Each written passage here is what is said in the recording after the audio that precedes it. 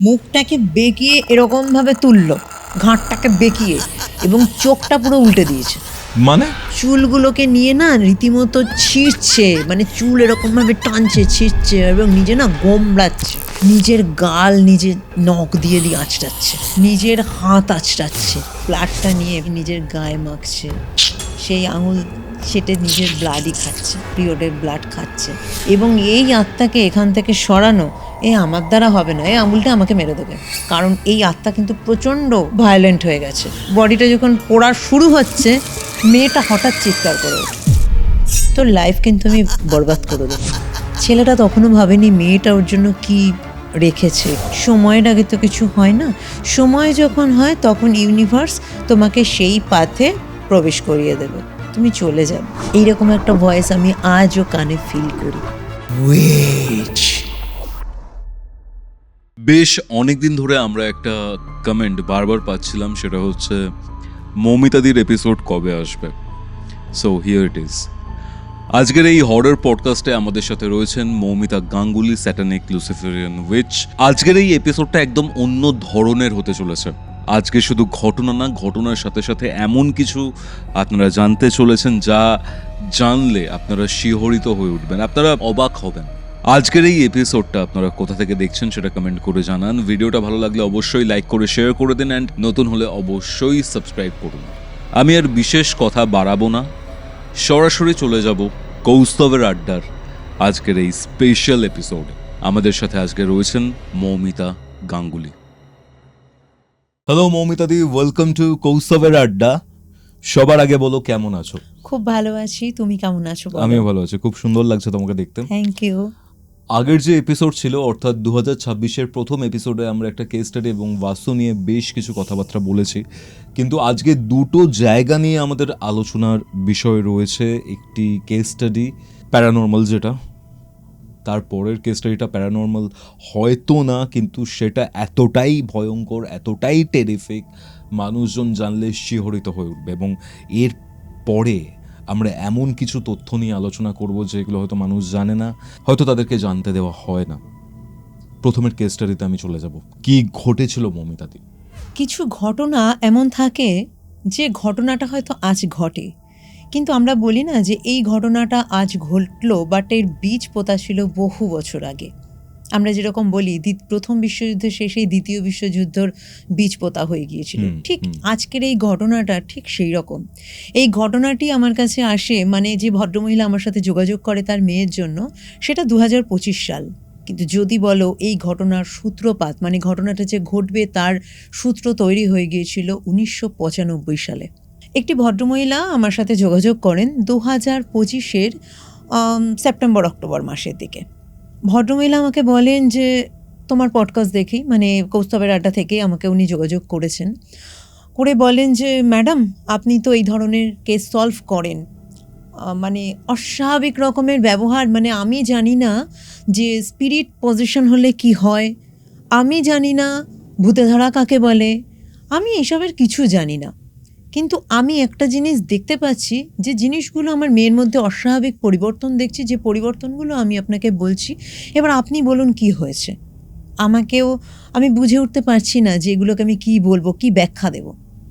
1 মাসে আমার মেয়ের জীবন পরিবর্তন, আমার মেয়ে পরিবর্তন হয়ে গেছে। তো আমি বলি কি হয়েছে, আমাকে টোটালটা বিস্তারিত বলুন। বলছে 1 মাস আগে ওর বার্থডে ছিল, ওই বার্থডের দিন থেকে ওর মধ্যে পরিবর্তন। সেদিন সন্ধে থেকে আমরা বার্থডের অ্যারেঞ্জমেন্ট করেছি, ওকে যখন কেক কাটিং হবে, ইভিনিংয়ে পার্টি রয়েছে, যখন ওর খোঁজ খবর করছি আমরা যে ও কোথায় গেল, পার্টি শুরু হয়ে যাবে, এখনও রেডি হয়নি, এখনও এলো না, কোথায়, ওর খোঁজ খবর চলছে। তখন খোঁজ খবর সবাইকে বলছি কোথায়, ওকে কোথাও পাওয়া যাচ্ছে না, ওর ফোন রিং হয়ে যাচ্ছে, ধরছে না, কি হলো। তো চারদিকে আমরা ঘোরাঘুরি যখন করছি, এর মধ্যেই আমাদের গ্রাউন্ড ফ্লোরে হলঘর আছে, সেখানেই, মানে আমাদের ড্রয়িং রুমটা বিশাল বড়, ডাইনিং কাম ড্রয়িংটা, তো সেখানেই পার্টিটা হবে। হঠাৎ করেই, কেউ বলতে পারছে না কোথায় আমার মেয়ে, হঠাৎ করেই দোতলার দিক থেকে একটা ধোঁয়া আসছে এবং একটা পোড়া পোড়া গন্ধ বেরোচ্ছে, যেটা দেখে আমরা ওখানে যাই। এবং ওখানে গিয়ে আমরা যে সিচুয়েশন দেখি সেটা আমি কোনোদিন ভাবতে পারিনি যে ওটা আমরা দেখব। তো আমি বলে কি দেখেছিলেন আপনারা? বলছে আমরা ওখানে গিয়ে যেটা দেখি সেইখান থেকে নিয়ে আজকের দিন অবধি আমার মেয়ে কী করছে আমি আপনাকে সেটা বলছি। বলছে, আমি বললাম হ্যাঁ বলুন। বলছে আমরা ঘরে দেখি ঘরটা ভেতর থেকে লক করা, দোতলার একটা রুম, দোতলার রুমে লক করা রয়েছে। আমরা ঠেলাঠেলি করি, ডাকাডাকি করি এবং বুঝতে পারি এইখান থেকেই ধোঁয়া আসছে, কারণ ভেন্টিলেটর দিয়ে ধোঁয়া বেরোচ্ছে। তো সন্ধ্যের সময়, ইভিনিং টাইমে, মানে ইভিনিংয়ের একটু আগ দিয়ে, ওকে ঠিক আছে বলতে পারো মানে ঘরে ইভিনিংয়ের সেই রাতটা হয়নি, অলমোস্ট গোধূলি বেসটা। হ্যাঁ, বলছে আমরা ধাক্কাধাক্কি করলাম, কোনো সাড়া নেই। আমরা দরজাটা প্রথমে যদি খোলার চেষ্টা করছি খুলতে পারছি না, ছিটকিনি ভেতর থেকে দেওয়া। ধাক্কা মারাতে অনেক জোরে জোরে, যখন তো ভাঙা ছাড়া উপায় নেই, ধাক্কা মারাতে দরজাটা খুললো। 2-3 জন, আমি, আমার হাজব্যান্ড এবং আমার বাবা, 3 জনই ছিলাম। তো ধাক্কাটা মারাতে দরজাটা খুলে আমি আমার মেয়েকে যেভাবে দেখলাম আমি কখনো ভাবতে পারিনি, আমি বলতে পারছি না আপনাকে। বলে আমার নিজের মেয়েকে এখন আমার ভয় লাগছে। কি দেখেছিলেন আপনি?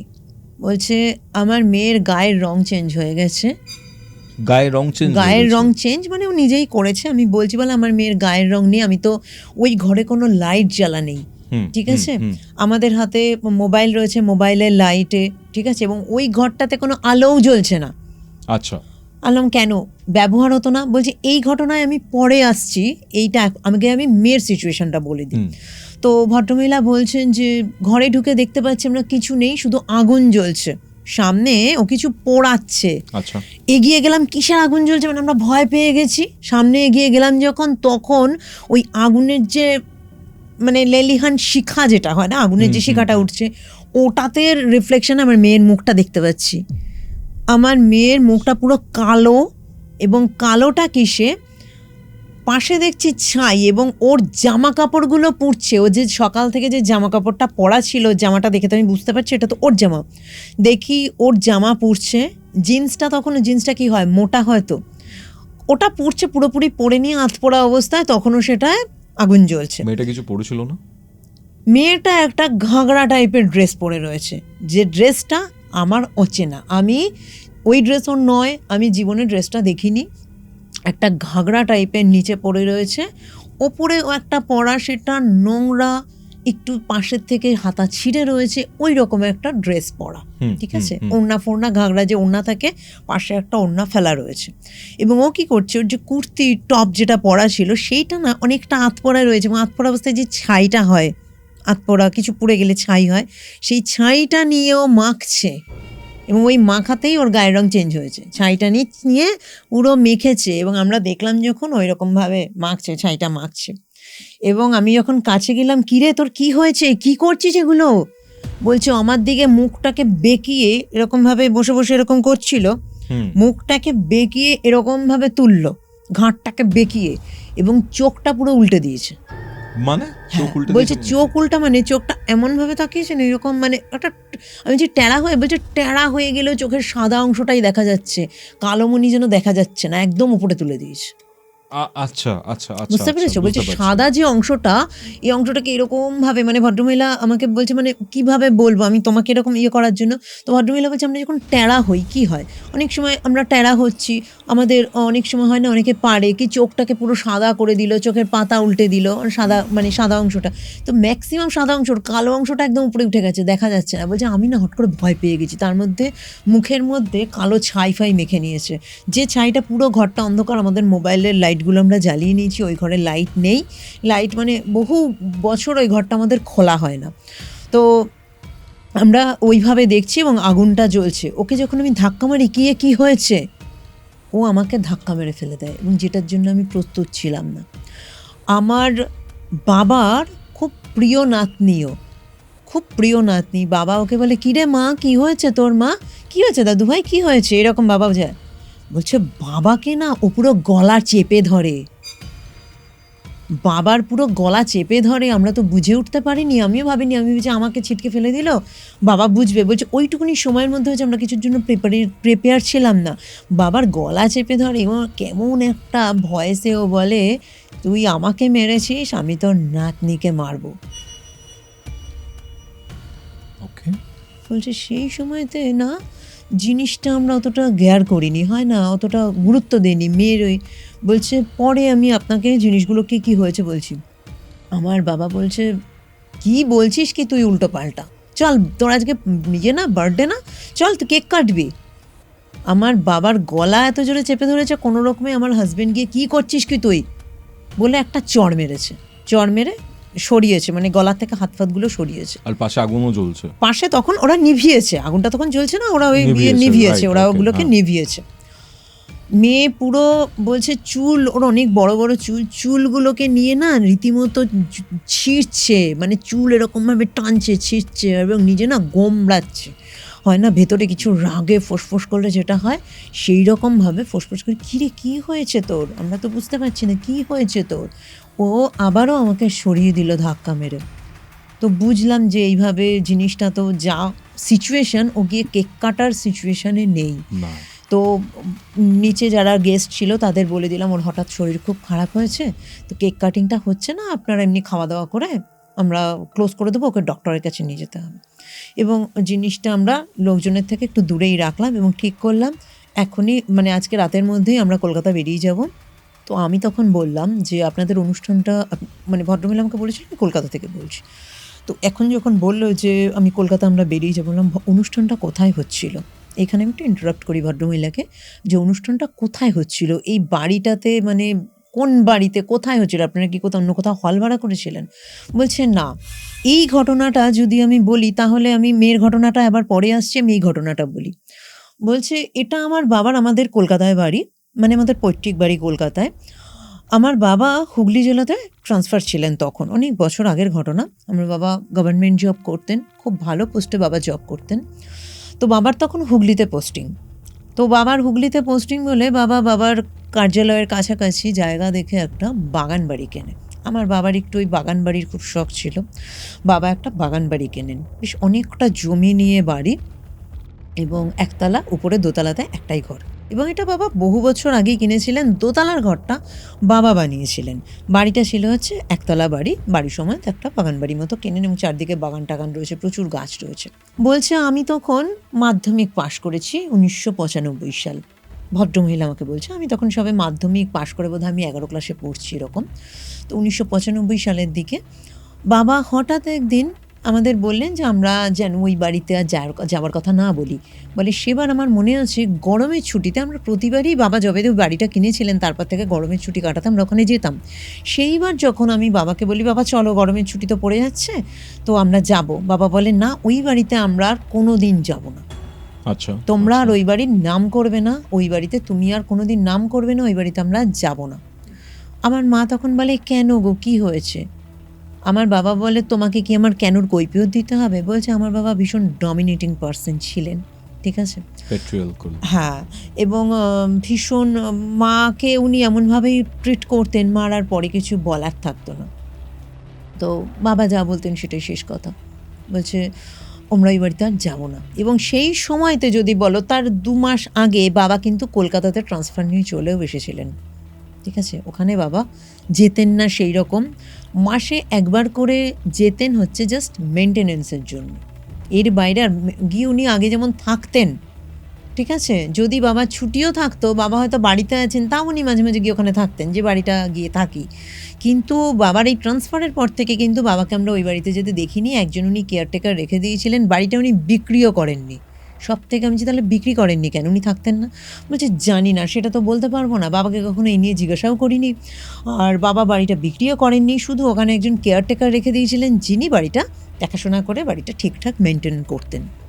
বহু বছর আমরা ওই বাড়িতে যাইনি। এরপরে আমার বিয়ে হয়, বহু বছর কাটে, তারপরে আমার বিয়ে হয় 2006-07 দিকে, যাই হোক উনি বললেন 5-এর দিকে, না ভুল বললাম, 5 কি 4-এর দিকে, 2004-এর দিকে ওনার বিয়ে হয়। তারপর আমার মেয়ে হয় 2025-এ, আমার মেয়ের 18 বছরের জন্মদিন। তার দাদুর ভীষণ প্রিয় নাতনি, আমার বাবার ভীষণই প্রিয় নাতনি। আমার বাবা আমাদের সাথে যতটা রাশভারী চরিত্রের মানুষ ছিলেন, নাতনির সাথে ততটাই অপোজিট, মানে নাতনি ওনার বন্ধু, খুব আদরের। তো বলে আমার বাবার বেশিরভাগ অ্যাসেট আমার মেয়ের নামে অলরেডি বাবা করে দিয়েছেন, আমাদের নামে নেই, বাট আমার মেয়ের নামে করে দিয়েছেন। এবং এই 18 বছরের অনুষ্ঠানটা হওয়া মানে বাবা বলেছিলেন আমার সিংহভাগ যা কিছু আছে আমি তোর নামেই করবো, তুই আমার সব। ঠিক আছে? তো আমার বাবা যখন এই কথাটা আমার নাতনিকে বলে যে, আর তোর 18 বছর বয়সে আমার যা কিছু সব তোর নামে করে দেবো, আমি মুক্ত, তুই যদি আমাকে রাখিস রাখবি, না হলে আমি চলে যাব। তখন ও বলে, ঠিক আছে তোমার সব আমার, তাহলে আমি শুনেছি তোমার একটা বাগান বাড়ি আছে, আমার বার্থডে সেখানে হবে। খুব কিউরিসিটি ছিল, কারণ আমার কাছে গল্প শুনেছি, জানিস না দাদুর একটা বাড়ি আছে খুব সুন্দর, আমরা ছোটোবেলায় যেতাম, এই সব গল্প। তো বাবা তখন চমকে ওঠে, কেন ওই বাড়ি কেন? বলছে না, তুমি যদি এই কথা বলো কি আমারই সব, তাহলে ওই বাড়িতেই হবে। তো বাবা প্রথমে একটু আপত্তি করলেও পরে বলে আচ্ছা ঠিক আছে, ওই বাড়িতেই হবে। বলছে 2 দিন আগে যখন আমার মেয়ে বলে যে বাড়ির চাবিটা দাও, আমাকে যেতে হবে, তো বলছি ঠিক আছে তোমাকে আগের দিন দিয়ে দেবো, যেদিন অনুষ্ঠান তার আগের দিন তো আমরা যাব, দিয়ে দেবো। তো বাড়ির চাবিটা দেয় বাবা, কিন্তু বলে দেখো তোমাকে আপত্তি করিনি, ওখানে তোমার অনুষ্ঠান হচ্ছে, তুমি যেমন চেয়েছো সেইভাবে, কিন্তু বাড়ির পেছনের দিকের বাগানে তুমি যাবে না, আর ওপরের দোতলার ঘরে তুমি যাবে না, তুমি বলো শুনবে। তো আমার মেয়ে বলে আচ্ছা ঠিক আছে একদম আমি যাব না। কিন্তু বাবা, আমি ভেবেছিলাম মেয়ে শুনবে, আমিও মানা করেছিলাম, দাদু যখন মানা করেছে তুই যাবি না। কিন্তু যখন মেয়েকে খুঁজে পাওয়া যাচ্ছে না, তখন ওর বন্ধু বান্ধব বা আমার কিছু আত্মীয় স্বজন দিয়ে খোঁজ করে জানলাম ও বাড়ির পিছনে প্রচুর বাড়ি সারাদিন ঘোরাঘুরি করেছে, এবং দোতলাতেও ও গেছে। পরে জানলাম হ্যাঁ আমরা তো দেখেছি ও দোতলার দিকে গেছে, বা ও তো অনেকক্ষণ আগেই গেছে, ওখানেও ছিল। ওর এবার আত্মীয় স্বজন তো আর জানতো না ভেতরে কে কাকে কোথায় যেতে বলেছে কোথায় যেতে বলেনি। বলছে এটা হচ্ছে ঘটনা। এবার আমি বললাম কি এমন হয়েছিল? বলছে 95 সালে কি ঘটেছিল আমরা জানি না, এই সময়ের ঘটনা আমাদের জানা নেই। কিন্তু মেয়ের এই ঘটনা যখন ঘটে, আমরা কলকাতায় সেই রাতে মেয়েকে আনতে পারছি না, মেয়ে ওখান থেকে নড়বে না, আমি এখানেই থাকবো, আমি যাব না। বলছে ওকে গাড়িতে তুলতে যাব, কোনো রকমে ও ছুট পেয়েছে, ও আবার চলে এসেছে। ঠিক আছে, এবং ছুটে এসে ওই বাগানের দিকে ওর যাওয়ার একটা টেন্ডেন্সি, কি বাগানের দিকের লক করা ছিল, ওই তালা থেকে কিভাবে ও, মানে কিউরিসিটি এখনকার দিনের জেনারেশনের যে হয়, বাবা বলছে ওটা খুললো কী করে, ও ওই গেটে লক করা এবং চাবিটা তো আমার কাছে, কোনোভাবে ও সেটা যেমন করেই হোক খুলেছে, তালা নেই, ভেঙেছে বা কিছু করেছে, ওই দিকেই ও যাবে, কোনোভাবে ওকে আটকে গাড়িতে তুলে ওকে এনেছি। এখানে তো নিয়ে এসেছি, আমাদের যিনি হাউস ফিজিশিয়ান আছে তাকে দেখিয়েছি, তো তিনি বলেন যে কিছু প্রবলেম হয়েছে, আপনারা একটা কাজ করুন, এই মেডিসিনগুলো দিলাম, ওকে ঘুম পাড়িয়ে দিন, এখনও ঘুমাক, কিছু খাওয়া দাওয়া করুক। আর সেদিন ভোর রাতের দিকে ওরা বাড়িতে গেছে, কলকাতার বাড়িতে, কিছু খাওয়া দাওয়া করুক, তারপরে ঠিক আছে দেখুন, এই যদি আজকে শান্ত হয়ে যায় হয়ে গেল, না হলে কিন্তু অন্য ডাক্তার দেখুন, মেন্টাল যে সাইকোলজিস্ট আছেন, সাইক্রিয়াটিস্টকে দেখান। তো সেদিন ওকে ঘুমের ওষুধ দিয়ে ঘুম পাড়ানো হলো। সকালবেলা উঠলো যে ওকে খেতে বললাম যে মা কী খাবি বল, খেলো না। ঠিক আছে, চুপচাপ গুম হয়ে বসে থাকলো, চুল ফুল ছাড়া। ওকে বললাম মা স্নান কর, এই যে এবং ওই যে ড্রেসটা পরেছিল, ওই ড্রেসটা ওকে গায়ের থেকে খোলানো যায়নি, ওই ড্রেসটা পরেই এসেছে। আর ওকে যা সিচুয়েশান, আমরা যে খুব জোর করে ড্রেসটা চেঞ্জ করাতে পারিনি। ওকে তখন বললাম মা এটা কার ড্রেস, তুই কোথা থেকে পেলি, ঠিক আছে তুই কোথা থেকে পেলি, আর তুই এটাকে চেঞ্জ কর। বলছে অদ্ভুতভাবে আমার দিকে দেখে, এবং ওই রকমভাবে এমন বেঁকিয়ে, ঘাড় বেঁকিয়ে বলছে তুই এরকম তাকাচ্ছিস কেন, তুই তো এরকমভাবে, এরকম তো তোর অ্যাটিটিউড না, তুই এরকম করছিস কেন। বলছে কোনো উত্তর দেয় না নিজে। তারপর আমি ঘর থেকে চলে আসি, দাঁড়া তোর পছন্দ করিস তো, তুই চাউমিন খেতে, আমি তোর জন্য চাউমিন বানিয়ে আনি। তো আমার দিকে অদ্ভুতভাবে দেখে, এবং বডিটা হয় না যেন দুলছে, সামনে পিছনে দুলতে থাকে, এবং নিজের চুল এলোপাথারি করে, এরকম করে যাচ্ছে। তো ওর জন্য চাউমিন বানিয়ে নিয়ে যাই। বানিয়ে নিয়ে যখন আমি ঘরে ঢুকবো, তখন দেখি অদ্ভুত আচরণ, ও কী করছে, নিজের গাল নিজের নখ দিয়ে আঁচড়াচ্ছে, নিজের হাত আঁচড়াচ্ছে, এবং ওখানে একটা স্কেল ছিল, ওর রুমে ওকে রেখেছি একটা স্কেল, তো পড়াশোনা করতো, সেই স্কেলটার লম্বা করে ওর প্রাইভেট পার্টে আঘাত করছে। ওর মনে হচ্ছে দুনিয়ার রাগে যেন ওই জায়গাটা হয়েছে, প্রাইভেট পার্টটা হাঁচড়াচ্ছে, এরকম করছে, গুঁতোচ্ছে, মানে ওর মনে হচ্ছে ওর নিজেকেই বিভৎস করে দিতে যেন ইচ্ছে করছে। ঠিক আছে, বলছে আমি প্রথমে যখন ঢুকতে যাব, আমি দেখছি দেখে ঠিক আছে কী করে ওর অ্যাক্টিভিটিসগুলো দেখবো বলে আমি একটু দাঁড়িয়ে যখন দেখছি ওখানে স্কেল দিয়ে এরকম করতে শুরু করলো, আমি মা তুই কী করছিস কি এগুলো বলে ওকে খাওয়াতে যাই, ও খায় না, এবার সরিয়ে দেয় আমাকে, বলছে তারপরে ওর নজর গেল ওই চামচটা রয়েছে, কাঁটা চামচ, চাউমিন খাওয়ার যে চামচ, ওই চামচটা নিল, চামচটা নিয়ে হাতের মধ্যে এরকম ফুটো করছে, এবং যখন এরকমভাবে প্রাইভেট পার্টের দিকে, তখন জোর করে হাতটা বলে মুচকে আমি চামচটা নিয়েছি, নাহলে ওইখানে মানে ওর যেন মনে হচ্ছে যত রাগ, যতই জামা পরা রয়েছে ওর ওপর দিয়ে, তবু তো হার্ট হবে, লাগবে। বলছে আমি ওকে বলছি তোর এগুলো কী হয়েছে? ও তখন বলছে আমি শেষ করে দেবো। বলছি ওই যে আমি শেষ করে দেবো যে বলছে না, সব শেষ করে দেবো, ওকে শেষ করে দেবো। বলছি ওর ভয়েসটা না ফ্যাস ফ্যাস ফ্যাস ফ্যাস করে যেন অন্য একটা ভয়েস ওর থেকে বেরোচ্ছে, এবং আমার এই চিৎকারে সবাই আশেপাশে ডেকে চলে এসেছে। বলছে আমার বাবাও এসছে তখন, আমার মা, বাবা, হাজব্যান্ড সবাই এসছে। বলছে আমার বাবা, বলছে বাবা ডেকে আবার বারবার মানে ওই কাছে নাতনি এত ধরতে গেছে, বলছে আমার বাবার নখ দিয়ে গলাটা, ওই বুড়ো আঙুল দুটো পুরো এই মিডিলে এইরকমভাবে পুরো চেপে ধরেছে। বলছে আমার বাবার রীতিমতো দম আটকে গেছে, মানে ছাড়, তুই আমাকে ছাড়, বলতে পারছে না, এবং ওর গায়ে এত জোর, ওর হাত সরাতে পারছি না, এবং অদ্ভুতভাবে চোখ বড় করে একদম খুবই বিকৃতভাবে বাবার দিকে তাকিয়ে রয়েছে। বলে সেই সময় না আমার বাবাকে দেখি, ওকে দেখে না খুব ভয় পেয়ে যায়, কোনো রকমই তো দূরে যায়, ওকে দেখে ভয় পেয়ে যায়। এবং আরও একটা জিনিস, তখন ভদ্রমহিলা বলে আপনাকে আরও একটা জিনিস বলি যেটা আমার বলায় মিস হয়ে গেছে, এটা বাবা যখন প্রথম ওকে এই জামাটা পরা দেখায়, বাবার কিন্তু একটা রিয়াকশন হয়েছিল। এবং এই জায়গাতে আমিও ভদ্রমহিলাকে জিজ্ঞাসা করেছি, আচ্ছা আপনার মেয়ে কি সব থেকে বেশি আপনার বাবাকে দেখলেই বেশি মানে এক্সাইটেড হয়ে যাচ্ছে? বলছে হ্যাঁ, আমাকে দেখলে হচ্ছে, কিন্তু আমাকে দেখলে কিন্তু ওরকম না, আমি কাছে যাচ্ছি, আমি ওকে বিরক্ত করছি, মনে হচ্ছে আমার ব্যবহারেও বিরক্ত হচ্ছে, ওকে ওর মতো থাকতে দিচ্ছি না, কিন্তু আমার বাবাকে দেখে না খুব ভায়োলেন্ট হয়ে যাচ্ছে এবং আমার বাবাকে অ্যাটাক করছে। বলছে আরও একটা জিনিস, এইখানেই ভদ্রমহিলা বলে যে আপনাকে একটা জিনিস বলা আমার মিস হয়ে গেছে, সেটা হলো যখন আমরা ওর ঘরে ঢুকি, ওই বাগান বাড়িতে ওই দোতলার ঘরে ঢুকি এবং টর্চ জ্বালিয়ে যখন দেখি, আমার বাবা যখন ওকে ওই ড্রেসটা পরা দেখায় না, আমার বাবার মুখ থেকে একটা জিনিস বলে তুই এই ড্রেসটা পেলি কোথায়? আমার বাবা কিন্তু এই কথাটা বলেছিল, কেন বলেছিল, কি বলেছিল ওই মুহূর্তে তো আমরা আর ওই সমস্ত শুনিনি, কিন্তু আমার বাবার, আমরাও বলেছি, কিন্তু আমার বাবার ভয়েসটা একটু অন্যরকমই ছিল, যেটা আমাদের না, আমাদের হচ্ছে নর্মাল ছিল, কি তুই ড্রেসটা পেলি কোথায়, তোর তো এটা নয়, কিন্তু আমার বাবার জন্য একটু অন্যরকম ছিল, যেটা আমরাও অবাক হয়েছি যে এই ড্রেসটা এলো কোথা থেকে। কিন্তু মেয়ের এই ঘটনায় বাবাকে ওইসব জিজ্ঞাসা করার মাথায় আসেনি।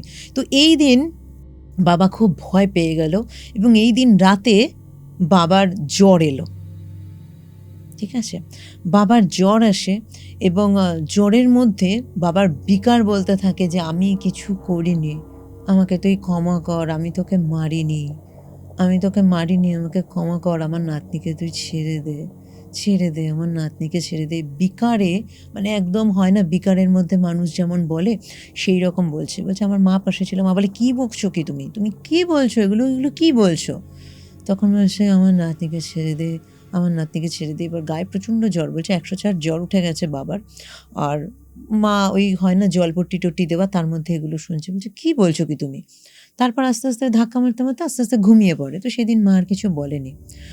বলছে সেদিন মা আমাদের বললো যে দেখ তোর বাবা না এই ধরনের কথাগুলো বলছে। তো আমরা মাকে বলি যে পরের দিন তুমি বাবাকে জিজ্ঞাসা করো, বাবা তো এখনও অসুস্থ, কী বলেছে ঘুমের মধ্যে, পরের দিন জিজ্ঞাসা করো। পরের দিন বাবার যখন জ্বরটা, দিনের বেলাতে একটু জ্বরটা কমেছে, মা তখন জিজ্ঞাসা করে যে কি হয়েছে, তুমি জ্বরের মধ্যে এগুলো বলছিলে কেন? তো বাবা বলে না কিছু না, আমি ওই জ্বরের মধ্যে কি বলেছি তুমি সেগুলো ধরছো। কিন্তু তখন আমরা বুঝতে পেরেছি যে বাবা কিছু লুকোচ্ছে। এর পরের দিন যেটা ঘটে সেটা হলো আমার মেয়ের 18 বছরের মেয়ে, সে তো পিরিয়ড তো তার হয়, পিরিয়ড হয়েছে ওর, যেটা আমি বুঝি এবং মেয়েকে বুঝিয়ে বুঝতে পারি, ওর জামায় টামায় পুরো ব্লাড লেগে রয়েছে। তো বুঝতে পারি, ওকে বোঝাই যে মা এটা নে, তুই এটা নে। ও কোনোভাবে সেটা রাজি হয় না, কেন ঠিক আছে আলাদা ঘরে রয়েছে, ওর মতো থাক, নিতে পারবেন, এবং ওর হুঁশ নেই ওটা নেবে, কীভাবে নেবে ও জানে না। পরে ওর ঘরে গিয়ে যেটা যে জামা ফামায় লেগে যাচ্ছে, জামাটা চেঞ্জ করিয়ে দেবো। অদ্ভুত ব্যাপার দেখছি, ও নিজের ব্লাডটা নিয়ে, পিরিয়ডের ব্লাড নিয়ে নিজের গায়ে মাখছে, সেই আঙুল ছেটে নিজের ব্লাডই খাচ্ছে, পিরিয়ডের ব্লাড খাচ্ছে। তো ওকে বললাম তোকে আমি করবো কি, তুই এগুলো কি শুরু করেছিস? বলছি এর মধ্যে এত তাড়াতাড়ি ঘটনা ঘটে। এবার এই সব মানুষজন যারা এগুলো নিয়ে কাজ করে, আপনারা সাথে সাথেই তো এগুলো আমরা রেডি রাখি না, এইসব লোকজনের সাথে পরিচয় যাতে নাম্বার রেখে দিই লাগবে, তো আমাদের এইসব সিচুয়েশান হলে আমাদের খোঁজ করতে হয়। তো সেই সময়তে এক গুণিনের খোঁজ পাই যারা এই ধরনের ঝাড়পোক এগুলো করেন। তো আমার বাড়িতে আসেন, মেয়েকে দেখেন, তো মেয়েকে দেখে বলেন যে ও কিন্তু স্পিরিট পজেস হয়েছে, কোনো প্রেতাত্মা ওকে ভর করেছে। যে প্রেতাত্মা কোথায় ছিলেন আপনারা? তখন ওনাকেও আমরা বলি যে এরকম এরকম ব্যাপার। বলছে আমি ওই বাড়ি দেখব, ওই বাড়িটা ভালো না এবং ওই বাড়ি থেকেই ওর কিছু হয়েছে, আমাকে ওই বাড়িতে আপনি নিয়ে যেতে পারবেন? বললো হ্যাঁ।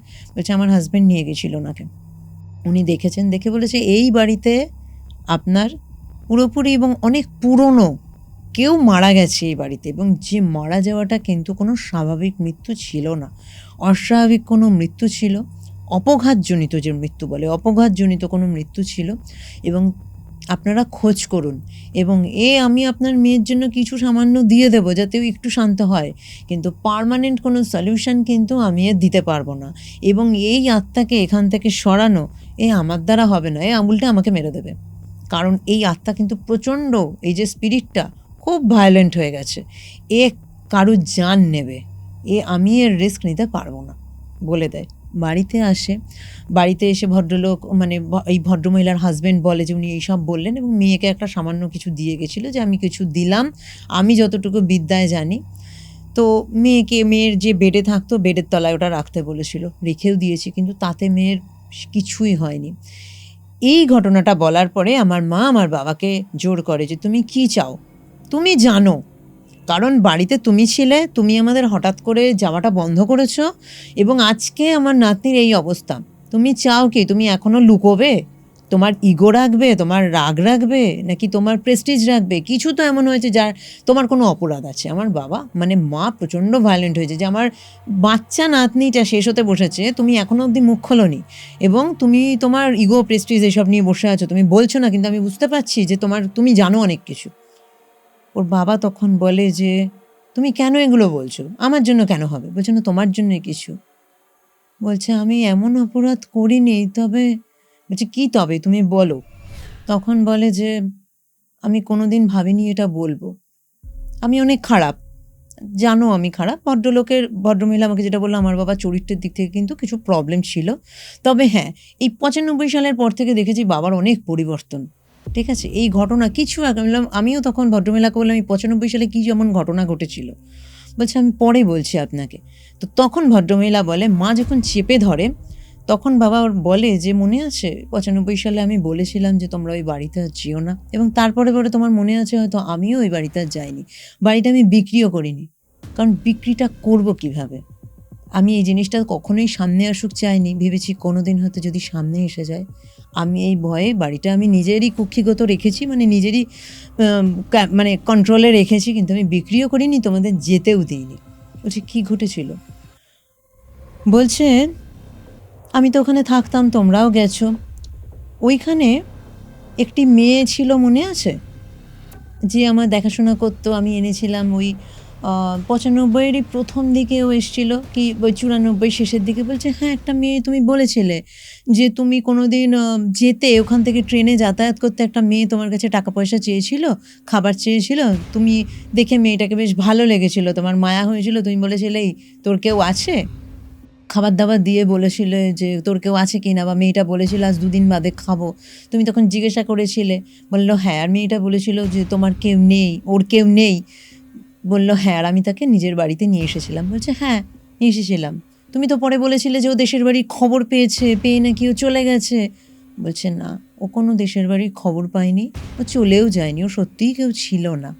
মেয়েটাকে আমি নিয়ে এলাম, তখন মেয়েটার বয়স ছিল ওই 15 যখন নিয়ে আসি, এবং মেয়েটাকে কাজবাজ শেখালাম, আমার যে কেয়ারটেকার ছিল তাকে বললাম ওকে তুমি একটু কাজবাজ রান্নাবান্না শিখিয়ে দাও, তাহলে ও এখানে আমার রান্নাবান্না করে দেবে, ওরও একটা হিল্লে হয়ে যাবে, ও এখানে থাকবে, খাওয়া দাওয়া করবে, তো কেউ নেই। বলছে মেয়েটা আমার সাথে আমাকে দাদা দাদা বলে ডাকতো, ভালো ছিল, কোনো সমস্যা ছিল না, আমি যত খারাপই হই মেয়েটার দিকে আমি কখনো ওইভাবে দেখিনি, বা মেয়েটার সাথে আমি কোনো দিন কোনো খারাপ আচরণ করিনি, কিন্তু একদিনের একটা ভুল সব শেষ করে দিয়েছে। বলছি কী হয়েছিল?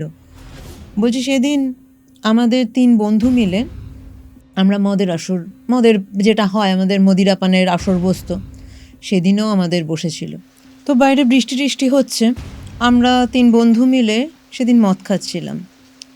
রাত তখন 9:30 মতো বাজে। মেয়েটি প্রতিদিনের মতো আমার কাছে এসে জিজ্ঞাসা করলো, দাদাবাবু রাতে কি খাবে, আমি কি রান্না করব তোমার জন্য? তো আমি ওকে বললাম, আজ কিছু খাবো না, তুই চলে যা। পুরো মদের ঘোরে রয়েছি আমরা 3 জনই, সন্ধ্যে থেকে আমরা মদ খাওয়া শুরু করেছি। হঠাৎ আমার একটা বন্ধু, ও সামনের দিকে ছিল বসা, ওর হাতটা টেনে ধরে এবং টেনে ধরে একটা খুব খারাপ ভাষায় বলে যে আজকে আমরা খাবার খাবো না, আজকে তোকে খাবো। আমি তখন আমার বন্ধুকে বাধা দিই, তুই ওকে ছেড়ে দে, ওকে কিচ্ছু বলবি না, ও আমার ছোট বোনের মতো, তুই কিচ্ছু বলবি না। বন্ধুটা আমাকে বলে, তোর আবার ছোট বোন, তোর কি সব জানি না তোর চরিত্র, তোর আবার ছোট বোন হয়ে গেল নাকি রে, বলে হো হো করে হাসে। কারণ দেখ, ওকে ছেড়ে দে। এবার আমিও তখন পুরো মানে মদ খেয়ে পুরো চুর ছিলাম, আমারও শরীরে জোর ছিল না, আমি কোনোভাবে মেয়েটাকে ছাড়াতে পারি না। এবার আর একটা যে বন্ধু আসে, সে আমি যখন ছাড়াতে যাই আমাকে ধাক্কা মেরে সরিয়ে দেয়। শর্ত, তুই নিজে এত খাস, আজকে আমাদের খাবারে বাধা দিচ্ছিস কেন, তোর পীড়িতের লোক নাকি রে?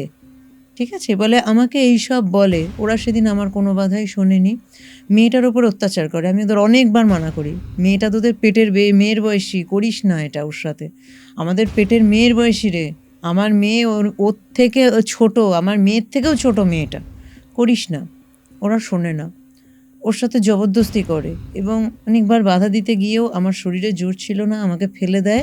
আমি শেষে মদের ঘরে ঘুমিয়ে পড়ি। বেশ রাতে আমার ঘুম ভাঙে, মাঝখানে ওরা কি করেছে বলতে গেলে আমার হুঁশ নেই।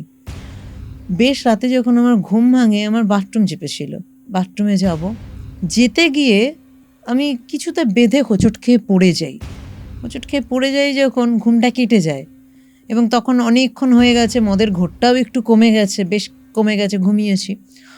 পড়ে যাই, তখন ভাবি কী হলো এখানে, কি বলে লাইট জ্বালিয়ে দেখি ওই মেয়েটা পড়ে রয়েছে, গায়ে কোনো পুরো বিবস্ত্র পড়ে রয়েছে মেয়েটা, এবং তখন দেখি পুরো ব্লিডিং হয়ে রয়েছে এবং তখন রক্তটা অনেকক্ষণের হলে যেটা চাপ চাপ হয়ে যায় যেন, এবং সারা কালচে টাইপের হয়ে গেছে এবং ছোপ ছোপ সারা গায়ে ওর যেন রক্ত মাখামাখি হয়েছে এবং ফ্লোরের মধ্যেও পুরো রক্ত ছোপ ছোপ। তো আমি জানতাম সেদিন ওরা কিছু করেছে ওর সাথে, তখন বুঝলাম এত বিভৎস হবে, মেয়েটার সাথে এরকম করলো। মেয়েটার সারা শরীর লাইট জ্বালার পরে দেখলাম পুরো নখের আঁচড়, কামড়ের দাগে, মানে বিভৎস চেহারা করে দিয়েছে ওর।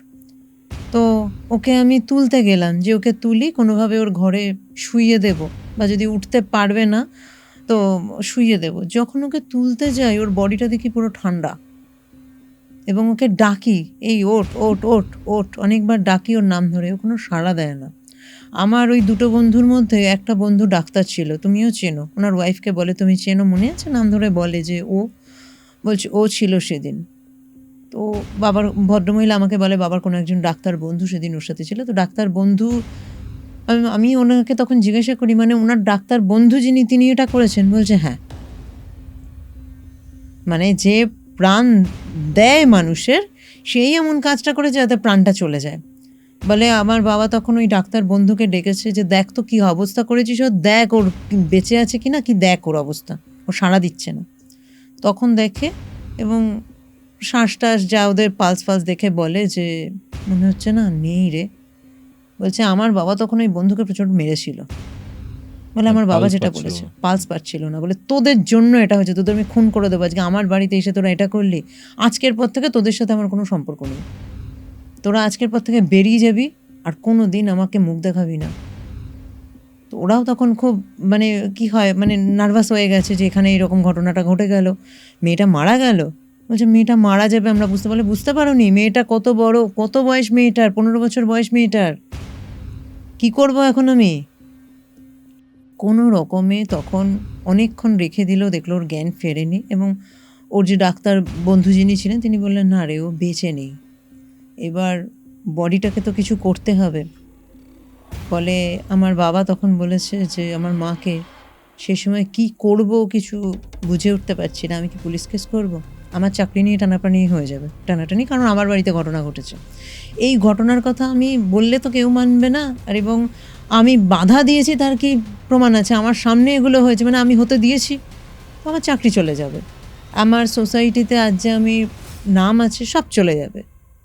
তো আমার বন্ধুদের তো বাদ দিলাম, ওদের কথা। সেই সময়তে ধামা চাপা দেওয়া ছাড়া নিজের পরিবার, নিজের জীবন বাঁচাতে আর কিছুই বুঝতে পারিনি। সেই রাতে আমার কেয়ারটেকারকে ডাকি, খুব বিশ্বস্ত ছিল, এবং আমার 2 বন্ধু 3 জন মিলে পেছনে আমার যে বাগানবাড়ির জমি রয়েছে ওখানে অনেকটা জায়গা নিয়ে খোঁড়া হয়, গর্ত করা হয় বেশ ডিপ করে। মেয়েটাকে ওখানে ভাবি, এখানে মেয়েটাকে কবর মানে পুঁতে দেওয়া ছাড়া আর উপায় নেই। মেয়েটাকে শোয়ানো হয়। এবার পুঁতে দিলে কিছুতে তো টেনে টুনে আবার বডি বের করে দিতে পারে, তার জন্য কুকুর বিড়াল কিছু করে দিতে পারে। তার জন্য সবার আগে ভাবি যে মেয়েটাকে পুড়িয়ে দেই, কিছুটা পুড়িয়ে দিয়ে আরও কিছু জিনিসপত্র চাপা দিয়ে, জামা কাপড় বা আরও অন্য জিনিসপত্র চাপা টাপা দিয়ে তারপরে আমরা মাটি দেব, যাতে মিশে যায় তাড়াতাড়ি, বা কুকুরের বিড়ালে কিছু টেনে না বের করতে পারে। বলছে আমরা মেয়েটাকে শুইয়ে কেরোসিন ঢেলে আগুন দেই। বলছে আমরা বুঝতে পারিনি যে আরও একটা ভুল আমরা করতে যাচ্ছি। মেয়েটাকে যখন আগুন দেওয়া হয়, মেয়েটা বডিটা যখন পোড়া শুরু হচ্ছে, মেয়েটা হঠাৎ চিৎকার করে ওঠে। তখন বুঝি মেয়েটার পালস হয় না, অনেক সময় পালস পাওয়া যায় না। মেয়েটা বয়সে অনেক কম ছিল, ওই অত্যাচারটাও নিতে পারিনি, বলতে গেলে ওর সেন্সটা একদম চলে গেছিলো। এবং ওর শারীরিক সমস্যা থাকুক, হয় অনেকের লো প্রেশার থাকে বা কিছু প্রবলেম থাকে, পালসটা পাওয়া যাচ্ছিল না, কিন্তু মরেছিল না, যেটা ডাক্তারও বুঝতে পারেনি। যখন কি বুঝবে, হ্যাঁ, মদের নেশা পুরো তো কাটেনি। ওরা আগুন দেয়, এবং আগুন দেওয়ার সময়তে তখন মেয়েটা জেগে ওঠে, যখন ওর পুরো বডিটা পুড়তে শুরু করেছে, চিৎকার করে ওঠে মেয়েটা। বলছে ওই মুহূর্তে মেয়েটাকে যে বাঁচাবো হাতে ছিল না, নিয়ে যাব কোথায়, সেই একই চিন্তা আরেকবার এলো, নিজেদের বাঁচাতে হবে। ওর মধ্যেই তখন কোনো রকমে আগুনের ওপরেই মাটি ফাটি চাপা দিয়ে পুরো এনে মাটি চাপা দিই। কি বলছো? বলে আমার মা এটা শুনে, আমার বাবার আজকে বয়স 75-80, বাবার ধরো 77 মতো আমার এজ। বলছে হ্যাঁ, বলছে এতটা বিভৎসতা শুনে না, জানো তো, আমার এই বয়স্ক বাবাকে আমার মা সেদিন মেরেছে, আমার মা নিতে পারেনি। বলছে তুমি শুনে হয়তো বলবে কি, আমার বাড়ির এই কেচ্ছা, আমার বাবা তো ছিল, আমার মা একটাই কথা বলেছে সেদিন, এর থেকে তুমি জেলে থাকতে, আজকে আমার এটা শুনতে হতো না। আমি তোমাকে নিয়ে, হয়তো তুমি প্রতিবাদ করেছো, তুমি যদি সব কিছু নিয়ে স্যারেন্ডার করতে, আমাদের বলতে, মেয়েটাকে বাঁচাতে, তো ভালো করতে, যে আমি আর আগে যদি আমি জানতাম, তোমার সাথে বাকি জীবনটা আমি কাটাতাম না। তুমি সেদিন কিছু করনি, কিন্তু তোমার চরিত্রহীনতাই তো তোমার এই চরিত্রহীন বন্ধুগুলো ছিল, তোমারও চরিত্রহীন ছিল, তুমি নিজেও চরিত্রহীন ছিলে, যার জন্যই তোমার চরিত্রহীন বন্ধুগুলো ছিল, এবং যাদের কোনো রকম কোনো নীতিবোধই যাদের জীবনে ছিল না। বাচ্চা মেয়ে। এবং সব থেকে ওই যে ডাক্তার বন্ধু আমাকে ভদ্রমহিলা বলছে যে এনার যে ছেলে আছে, এনার ছেলে সে আমার থেকে অনেক বড় বয়স্ক ভদ্রলোক। বলছে আমার বাবার যখন এই ঘটনাটা ঘটে, ধরো আমার বাবার ওই 40-45 বছর বয়স, আর ওই যে ডাক্তার বন্ধু তার তখন 50 বছর বয়স। তো একটা 15 বছরের মেয়ে 50 বছর 45 বছরের লোকের অত্যাচারটা সেদিন নিতে পারেনি, সেই লালসার শিকার এতটাই হয়েছে, এবং সেদিনও সেন্সটা হারিয়ে ফেলেছিল, এবং ওর সেন্সটা একদম ছিল না, ট্রিটমেন্টের দরকার ছিল, এবং তার মধ্যে আগুন দেয়, বেঁচে যেত, আগুন দেয়, এবং তখনও ট্রিটমেন্ট করলে হয়তো বাঁচতো, বাট তখন বাঁচালে, ট্রিটমেন্ট কী তখন বাঁচানো, বলছে ওকে আর বাঁচাবো কী করে। আগে যদি বুঝতে পারতো ডাক্তার বন্ধু যে ছিল যে ও বেঁচে আছে, তাহলে ওই ডাক্তার ট্রিটমেন্ট করতে পারতো, কিন্তু সে ভেবেছে যে মরে গেছে, মদের ঘরে ছিল, ওরা দিনের আলো পর্যন্ত ওরা অপেক্ষা করেনি, সেই রাতেই ভেবেছে আজকে রাতেই কিছু করতে হবে, নাহলে রাখবো কী করে যদি কোনোভাবে জানাজানি হয়ে যায়। সেই রাতেই ওই নিশ্চিহ্ন করতে গেছে, তখন দেখেছে মেয়েটা বেঁচে যখন দেখেছে আগুনে পুড়ছে, তখন তার মধ্যেই মাটি চাপা দিয়েছে, এবং খুবই নৃশংসভাবে মেয়েটা মারা গেছে। তো ভদ্রমহিলা আমাকে জানায় এটা, এবং ভদ্রলোক তখন ভদ্রমহিলার সাথে বলে, মানে এর মায়ের সাথে, যিনি আমার সাথে কন্ট্যাক্ট করেছিলেন, বলতে বলতে উনি খুবই মানে একটা ট্রমাটাইজ বলে না, নিজেও ট্রমাটাইজ বলছে এতদিন বাদে এই যে আমি দীর্ঘ বছর যে গ্লানি আমি মনের মধ্যে নিয়ে চলছি, আমি যে আজকে এর মুখোমুখি হব আমি কখনো ভাবিনি। কিন্তু বিশ্বাস করো এই ঘটনা না আমাকে আমার চরিত্রকে শুধরে দিয়েছিল। এই ঘটনার পরে আমি সত্যি বলতে কোনো মেয়ের সাথে আমি আর কোনো সম্পর্ক করা আমাকে বদলে দিয়েছে। যদি বলতে পারো আমি কিন্তু বদলে যাওয়ার মূল্য যদি এরকম হয় তাহলে বদলে গিয়ে লাভ নেই। ভদ্রমহিলা নিজেও বলছে যে আজকে আমার মা তখন বাবাকে বলেছে তুমি যবে বদলে গেছো তবে সেই মেয়েটা শেষ। কেন? মেয়েটার কেউ ছিল না বলে? আজকে পারতে, মেয়েটা যদি পরিবার থাকতো, তার নিজের মেয়ে রয়েছে, তার তার নিজের মেয়ে রয়েছে, তোমার মেয়ে থাকতে তুমি এটা কি করলে? তো ভদ্রলোক বলেছে আমি এটা চাইনি, বিশ্বাস করো। কিন্তু আমি বলে তুমি চাওনি কি? তুমি চেয়েছো, তুমি কোথাও না চাইলে তুমি সাপোর্ট করতে না, তুমি চেয়েছো। তো যখন আমাদের এই কথাটা বলে, ভদ্রমহিলার বলছে যে আমার হাজবেন্ড এটা জেনে আমার বাবার ওপরে প্রচণ্ড রেগে গেছে।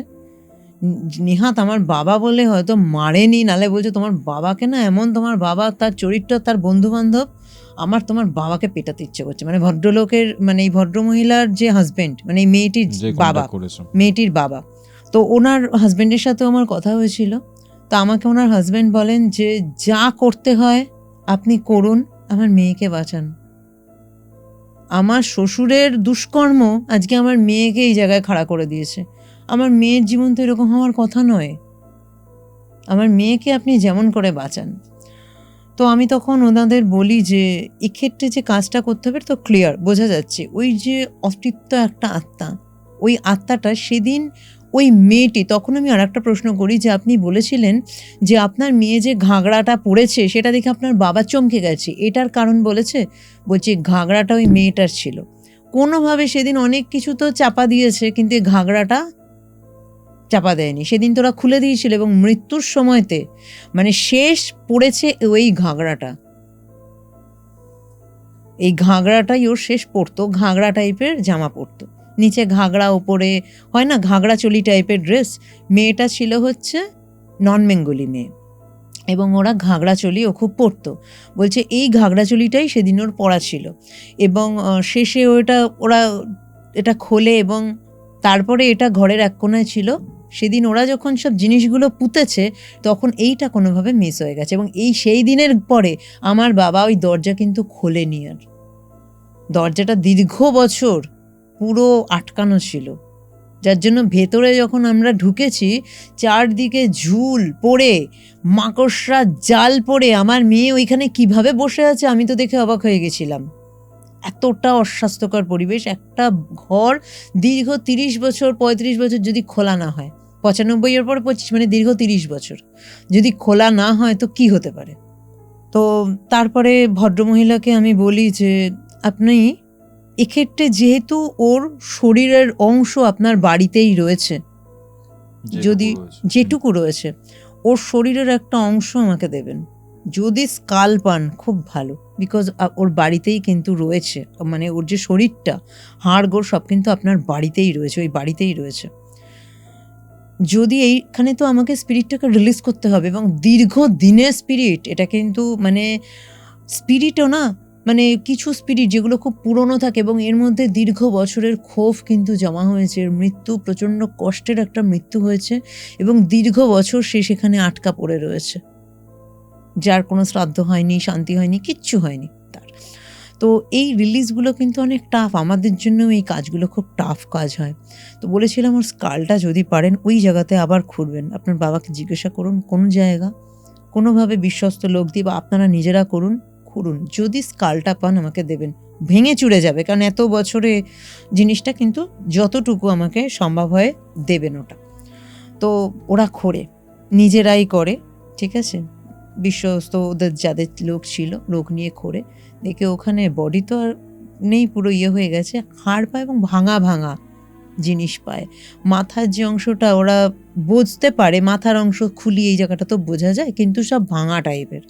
তো আমরা বলি যেরকমই আছে ওই রকমভাবে মাথার অংশটুকু বুঝে আমাদের পাঠান, এবং বাকি সব এক জায়গায় করে ওই ঘাগরার ওড়নাটা আমাকে পাঠিয়ে দিন, আর ঘাগরার যে বাকি পোর্শনটা রয়েছে ওটা রেখে দিন, একটা বস্তায় করে পুড়ে ওগুলো রেখে দিন। এটা আমি কাজ করব, তারপরে আপনার এর কাজ আছে আমি বলবো তখন, ততদিন আপনি মানে বেঁধে এর মধ্যে আরও কিছু পাথর টাথর ভারী কিছু দিয়ে রাখুন, যাতে জিনিসটা ভারী হয়, ওয়েটি হয়, করে দিয়ে মুখ আটকে রেখে দেবেন, মুখ খোলা রাখবেন না, মুখ আটকে রেখে দিন একটা জায়গায়, ওই জমিতেই রেখে দিন।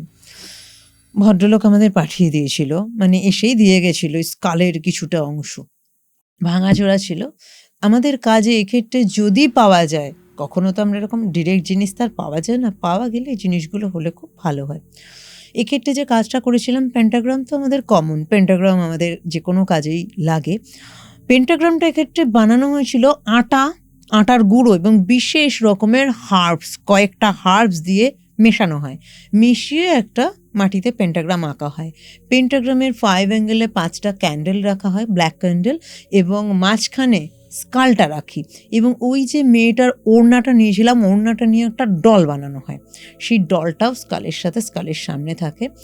এবং এই ক্ষেত্রে যেটা ওই আত্মাকে খেতে দিতে হয়, মদ লাগে, দেশি মদ দিতে হয়, এবং রক্ত, আমরা যেটা কাজ করছি আমাদের রক্ত দিতে হয়, এবং 3টে মোরগের রক্ত, গলা কেটে পুরো গরম রক্ত ফেলতে হবে। আমাদের রক্ত দেওয়া হলো, প্রথমে মদ দেওয়া হয়, তারপর আমাদের রক্ত দেওয়া হয়, এবং তারপর মোরগের গলা কেটে 3টে মোরগের রক্ত দিয়ে স্নান করানো হয়। এবং এই কাজগুলো যখন শুরু হয় তখন আমাদের চ্যান্টিং শুরু হয়, 999 টাইমস চ্যান্টিং পড়া হয়।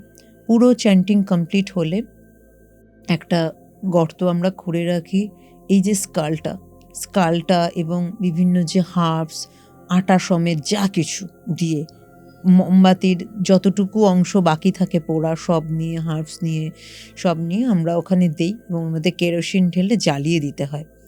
যতটা জ্বলবে ততটা ভালো, যতটা জ্বালানো যায়, বাকি মাটি চাপা দিয়ে দিতে হয়। এবং স্পিরিট রিলিজিংয়ের এই সময়তেও যে চ্যান্ট থাকে, সেই চ্যান্ট করতে করতে দেওয়া হয়।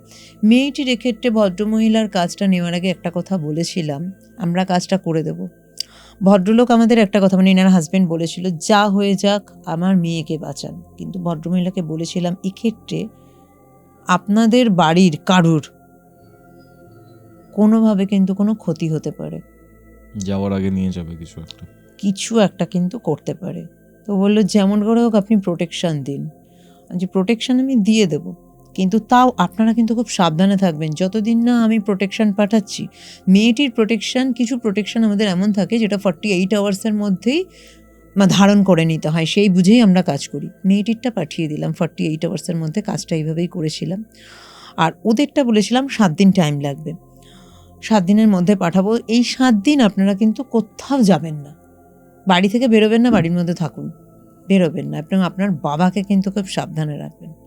কিন্তু ওই আত্মার কিন্তু আপনার বাবার উপরে রাগ আছে, কারণ আপনার বাবা এনেছিলেন, হয়তো আপনার বাবা মারেননি, কিন্তু আপনার বাবাই ওকে এনেছিল, এবং শেষ মুহূর্তে ওর মনে একটা ক্ষোভ হয়ে গেছে যে আমার যে দাদা বলে আমি যাকে ডাকতাম, সে আমাকে মানে মেরে দিল, বা সে তার বন্ধুরা আমাকে মারলো, সে আমাকে প্রোটেস্ট করলো না, বা সে আমাকে রক্ষা করলো না।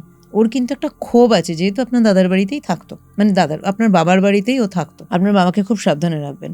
আর ভদ্রমহিলা বললো যেমন করে হোক আপনি দেখুন, আমার বাবার আজকে অনেক বয়স হয়েছে, বাবা খুবই অনুতপ্ত, এই ঘটনার পরে বাবা খুব মুষড়ে পড়েছে, এবং সত্যি বলতে এই বয়সে আমার মায়ের হাতে বাবা মার খেয়েছে, যেটা মানে আমার বলতে আপনাকে কেমন লাগছে, এই ঘটনা শোনার পরে আমার বয়স্ক বাবাকে আমার মা মেরেছে, যে আমার লজ্জা করছে, আমি তোমার সাথে এতগুলো বছর কাটালাম, আমার প্রচণ্ড লজ্জা লাগছে, মনে হচ্ছে আমি তোমাকে খুন করে ফেলি, কিন্তু তুমি তো আর্ধেকে মৃত, এখন তুমি মৃত, তোমাকে আর কি খুন করবো, তোমাকে আমি মারবো না, কিন্তু তুমি শাস্তি পাবে। এইসব বলে মা ভীষণই মানে বাবাকে তিরস্কার করা যেটা হয় করেছে। ঠিক আছে, 7 দিনের মধ্যে আমি ওদের রেমেডি পাঠিয়ে দিলাম, ওরা আমাকে জানালো যে পড়েছে। সব থেকে যেটা ঘটেছে, যেটা আমি সত্যি বলতে নিজে চাইনি যে এরকম কিছু ঘটনা ঘটুক, ভদ্রমহিলাকে বলেছিলাম যে খুব সাবধানে আপনারা রেমেডিসগুলো রাখবেন বা পড়ে নেবেন। ভদ্রমহিলা আমাকে জানালেন যে হ্যাঁ, আমাদের যেটা দিয়েছিলেন আমরা পড়ে নিয়েছি, কিন্তু ওদের কোনো ব্যক্তিগত কারণে ওর বাবারটা ওদের পৌঁছতে সেদিন দেরি হয়। আমি দুটো আলাদা প্যাকেট করে পার্সেল করে দিয়েছিলাম, যেটা আপনার বাবার পৌঁছে দেবেন এটা আপনার। কিন্তু যেদিন বলেছিলাম পড়ার তো কিছু নিয়ম থাকে, সপ্তাহে 2 দিন থাকে, শনি মঙ্গলবার রাতের বেলায় পড়তে হয়। তো ওদেরটা সেদিন ওরা পড়ে নিয়েছিল। বলল, ম্যাডাম 2 দিন বাবাকে বলে দিয়েছি আর কোথাও না বেরোতে, আমি না আজকের দিনটা যেতে পারিনি, মানে বাবার বাড়ি একটু দূরে, আমাকে গিয়ে পার্সেলটা দিতে হবে। মেয়েটি বলেছিল আমার বাড়িতেই পাঠান আপনি, বাবার বাড়িতে পাঠাতে হবে না, কারণ সব কিছু মার বয়স হয়েছে, মাও তো মায়ের মাথাটা ঠিক নেই এখন, মা তো বুঝিয়ে পারবে না, আমাকেই বুঝিয়ে দিতে হবে, তো আপনি আমার বাড়িতে পাঠান। এবার ওনারা যা বলেছে আমি সেটাই করেছি।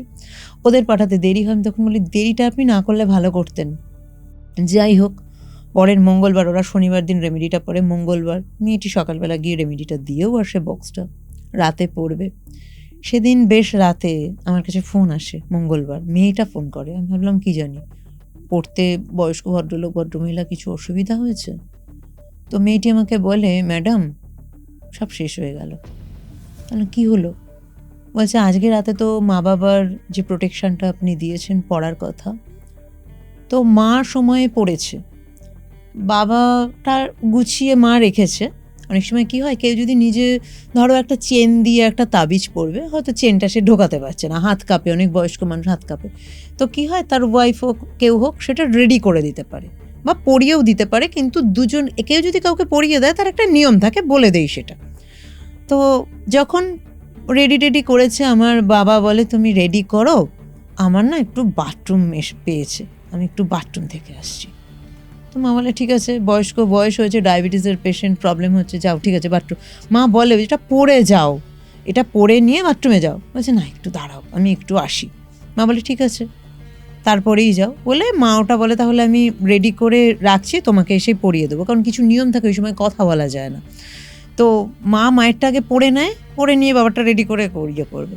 বলে বাবা বাথরুম যায়, হঠাৎ কিছুভাবে বাথরুমে স্লিপ করে যায় বাবা, এবং স্লিপ করে পড়ে যায় যে দেওয়ালে মাথাটা লাগে, এবং ওইখানে পুরো ব্রেন মানে পুরো মাথাটা তা ফেটে যায়, চোখ মানে মুখ নাক দিয়ে ব্লিডিং হতে থাকে। বলে চিৎকার করে ওঠে পুরো, মা আবার অ্যাটাচ বাথরুম, মা যায় ছুটে ওই রকমভাবে দেখে।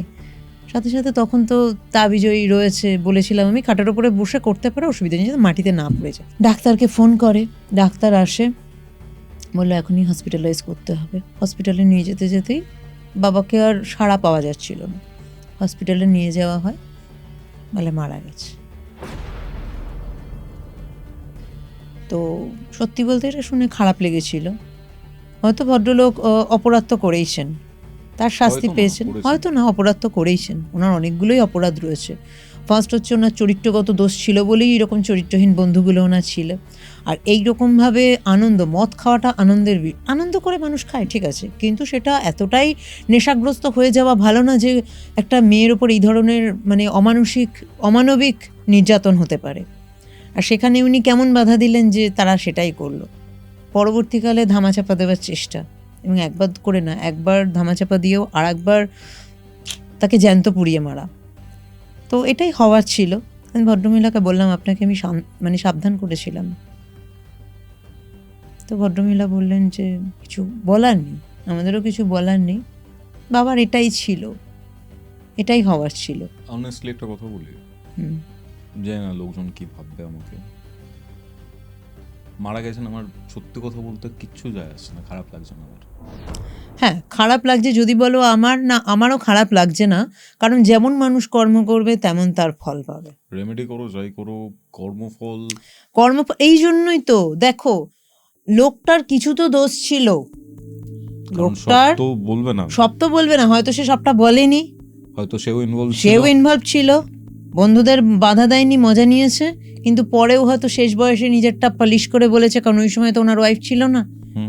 ঠিক আছে, না হলে আমি একটা কথা ভদ্রমহিলাকে বলেছিলাম যে আপনার বাবা যে আজকে নিজেকে পুরো নির্দোষ বলছে, স্পিরিট যে হয় সে কিন্তু সব জানে, আলটিমেট আপনার বাবার প্রতি এই যে মেরে দেব, তুই আমাকে মেরেছিস, তখন ভদ্রমহিলা বললেছিল আমাকে যেটা না, যখন আগুনটা দেওয়া হয়েছিল না, এই জায়গাতে আমার বাবার ইনভলভমেন্ট বলতে পারেন বেশি ছিল, কারণ আমার বাবা ভয় বেশি পেয়ে গিয়েছিল, কারণ তার বাড়িতে ঘটনাটা ঘটেছিল, ভয় বেশি পেয়ে গিয়েছিল, সেই জন্য। তো ভদ্রলোকের তো সত্যি যেমন কর্ম তেমন ফল, যার জন্য প্রোটেকশনটা উনি পড়তে পারেননি, ওই সময়তেই ওনার বাথরুমটা কিন্তু অনুভব হয়েছে কি আমার বাথরুম যেতে হবে।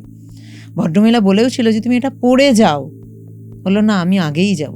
তো যেমন কর্ম সেরকম ফল, এবং তুমি যদি কেউ যদি পাপ করেছো তার ফল তোমাকে পেতে হবে। কর্ম কখনো অন্য কিছু হয়, অন্য কিছু করবে না। মারা না গেলে পুলিশে দেওয়া উচিত ছিল। বাট মেয়েটির খবর যেটা বলি, মেয়েটার কথাটা মাঝে আমার বলা হয়নি। যেদিন আমরা কাজ করছি সেই দিন মেয়েটির মধ্যে একটা চেঞ্জ, মানে ওর বাবা আমাদের ফোন করে বেশ রাত 1:30 নাগাদ, বলে আমার মেয়ে হঠাৎ করে প্রচণ্ড অস্থির হয়ে গেছে, এবং ওর মেয়ের মধ্যে কিছু সিমটমস ছিল, এটা আমার বোধহয় আগে আমি বলিনি।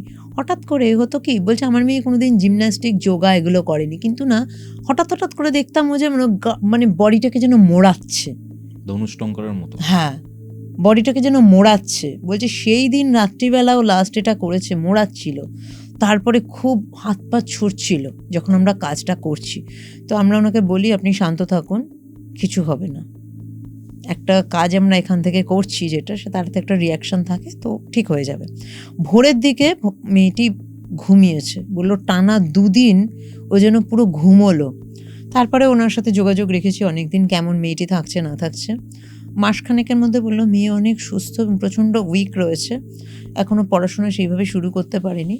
মাস 2-এর মধ্যে ও কোচিং আবার শুরু করা, যা ওর নর্মাল লাইফে ফেরে আস্তে আস্তে ফিরে গিয়েছিল। জানি না এটা বলাটা কতটা ঠিক বা বেঠিক। কেসটা নিলে কেন? কেসটা নিলাম, মেয়েটার তো কোনো দোষ নেই। কেসটা আমি এই কারণেই নিয়েছিলাম, আজকে যদি মেয়েটি আমাকে বলতো যে আমার বাবাকে পুলিশ আমার মা পুলিশে দিয়েছে, বা কোনোভাবে আমার বাবা ধরা পড়ে গেছে, তুমি বাঁচাও, আমি সত্যি বলতে কেসটা নিতাম না। কিন্তু মেয়েটি 18 বছরের মেয়েটা কিন্তু না জেনেই মানে এর মধ্যে ঢুকে পড়েছে। মেয়েটার যেটা দোষ ছিল কিউরিসিটি, হয়তো সেটা ভালো ছিল, আত্মাটা রিলিজ হলো। হ্যাঁ, যেটা জানো তো, কোনো কিছু খারাপ হয় কিন্তু কিছু খারাপের ভেতরেও কিছু ভালো থাকে। দীর্ঘদিন ওই সোলটা কিন্তু ওখানে স্পিরিটে, সোল আমাদের মধ্যে যেটা থাকে পিওর সোল থাকে, বাট যখন একটা অপঘাতে মৃত্যু কারুর হয় পরবর্তীতে স্পিরিটে কনভার্ট। আমাদের কিন্তু কখনো বলবে না আমাদের ভিতরে সোল নয় স্পিরিট আছে, আমাদের ভিতরে কিন্তু এটা সোল, কিন্তু স্পিরিট হয়, সোল থেকে কিন্তু স্পিরিটে কনভার্ট হয়। ঠিক আছে, এরও একটা পরে একদিন একটা পডকাস্টে আলোচনা করব। তো স্পিরিটটা দীর্ঘদিন একটা অতৃপ্ত আত্মা, যেটাকে স্পিরিট বলে, হয়ে রয়েছে, এবং হয়তো মেয়েটা পজেস হয়েছিল, ওই ঘরে গিয়েছিল বলে হয়েছে। আজকে মেয়েটা পজেস হয়েছে বলেই ওটা রিলিজ করলাম, বা মেয়েটার আত্মাটা রিলিজ হলো, ওর থেকে রিলিজ করলো। আর একটা জিনিস আমি বলে দিয়েছিলাম ভদ্রমহিলাকে, যদি সম্ভব হয় মেয়েটার নাম জানেন, যতটুকু জানেন তার ওপরে বেস করে মেয়েটার নাম জানতো ওরা, মানে মেয়েটা যে নাম বলেছিল, কোনো ক্রিয়াকলাপ যদি করা যায় আপনারা একটু করে দেবেন, কারণ আপনাদের বাড়ি থেকে তো জিনিসটা ঘটেছে, যাতে কোনো কুপ্রভাব, বাকি আমি যা করার করে দিয়েছি, বাকি আপনাদের দিক থেকেও যেটা করার যতটা সম্ভব একটু করে দেবেন। তো কিছু ভালোর জন্য কিছু খারাপ হতে লাগে। মেয়েটার নিয়েছিলাম এখানে, মেয়েটার তো কোনো দোষ ছিল না, ভদ্রলোকের দোষ ছিল। মেয়েটা এখানে ভদ্রলোকের পাপের শাস্তি ভোগ মেয়েটা 3-4 মাস ধরে পেয়েছে, মেয়েটা ভোগ করেছে ভদ্রলোকের পাপের শাস্তি ভোগ যদি বলো, তাই নয় কি? যে পুলিশকে কন্ট্যাক্ট করে জানিয়ে দিই ব্যাপারটা। দেখো, পুলিশে জানাবো, ওনার বাবা যেটা বলেছিলেন যে ওনার 2 বন্ধু মেয়েটির ওপরে অকথ্য অত্যাচার করে, এবং পরবর্তীতে যা হয় সেটা তো বললাম। সেই বন্ধু দুজনই তখন মারা গেছেন, ঠিক আছে? বলেছিল বয়স বেশি ওনাদের, একজনের তখন সেই সময়তেই 50 বছর 45 বছর এরকম বয়স ছিল, তো তারা দুজনেই মারা গেছেন। ওর বাবা এখন এটার কোনো প্রুফ নেই যে সত্যি বলছে না মিথ্যে বলছেন।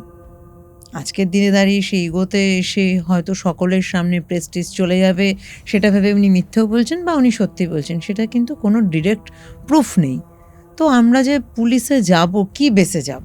আর মেন 2 জন যারা করেছে তারা তো অলরেডি মৃত। এবার আমরা পুলিশে খবর দিলাম, তখনই ভদ্রমহিলা যে আমাদের আজকে যে কথাগুলো বলছেন সেই কথাগুলো বলবেন, নিজের বাবাকে বাঁচাবেন না, তার কি প্রমাণ আছে? আমাদের নিয়ে আমরা উল্টো ঝামেলায় তো পড়ে যাব। তো এগুলো পসিবল হয় না যে আমরা পুলিশে খবর দিলাম, কারণ ঘটনাটাই অনেক বছর আগের ঘটনা, এবং আমরা সেখানে কোনোভাবেই ডিরেক্টলি আমরা কানেক্টেড ছিলাম না বা আমরা জানি না, আমাদের যতটুকু বলা হয়েছে ততটুকুই। এখানে কাজটা নিয়েছি কেন যদি বলো, শুধুমাত্র মেয়েটির জন্য, কারণ মেয়েটার কোনো দোষ ছিল না, 18 বছরের মেয়েটা তো কোনো অপরাধ করেনি, তো সেই কারণে কাজটা নিয়েছিলাম। এবং মেয়েটি পরে যে ভদ্রমহিলা, তিনি অনুরোধ করেছিলেন যে আমাদের সকলের জন্যই প্রোটেকশন করে দাও, তো হ্যাঁ, তার মধ্যে ওর বাবারটাও দিয়েছিলাম, কারণ ভদ্রলোকের কথা যেটা বলেছিল যে আমার বাবা অলরেডি ট্রমাটাইজ, সে অলরেডি আমার মাকে বলছে যে আমার ভুল হয়ে গেছে, আমার ভুল করে ফেলেছি। এবার যখন একটা মানুষ জীবনের শেষ পর্যায়ে 77 বছর 78 বছর তার বয়স হয়ে গেছে, শেষ পর্যায়ে এসে সে তার ভুল বুঝতে পারছে, তখন তাকে আর এই বয়সে আমরা কি থানা পুলিশ করে তাকে শাস্তি দিতে যাব?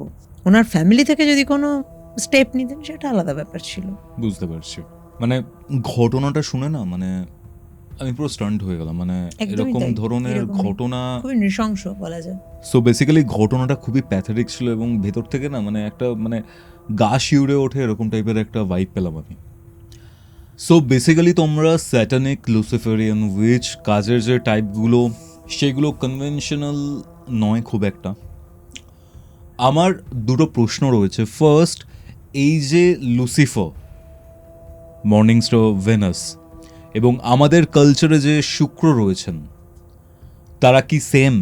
এটা নিয়ে আমি একটা প্রশ্ন তোমাকে একদম প্রথম পডকাস্টে করেছিলাম, এই প্রশ্নটার উত্তর দাও, দেন আমি সেকেন্ড প্রশ্নতে আসছি।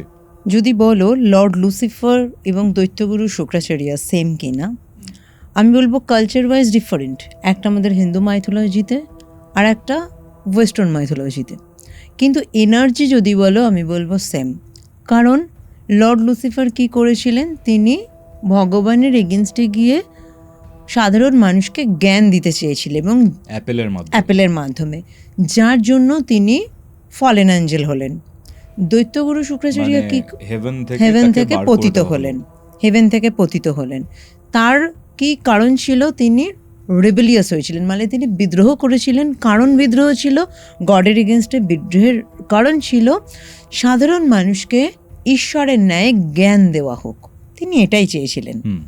তাকে ফলেন অ্যাঞ্জেল করা হলো। দৈত্যগুরু শুক্রাচার্য কি করেছিলেন, তিনি অসুরদের হয়ে লড়েছিলেন, কারণ দেবতারা অমরত্ব পেয়েছিল, অসুররা কোনো অমরত্ব পাননি, পায়নি অসুররা কোনো অমরত্ব।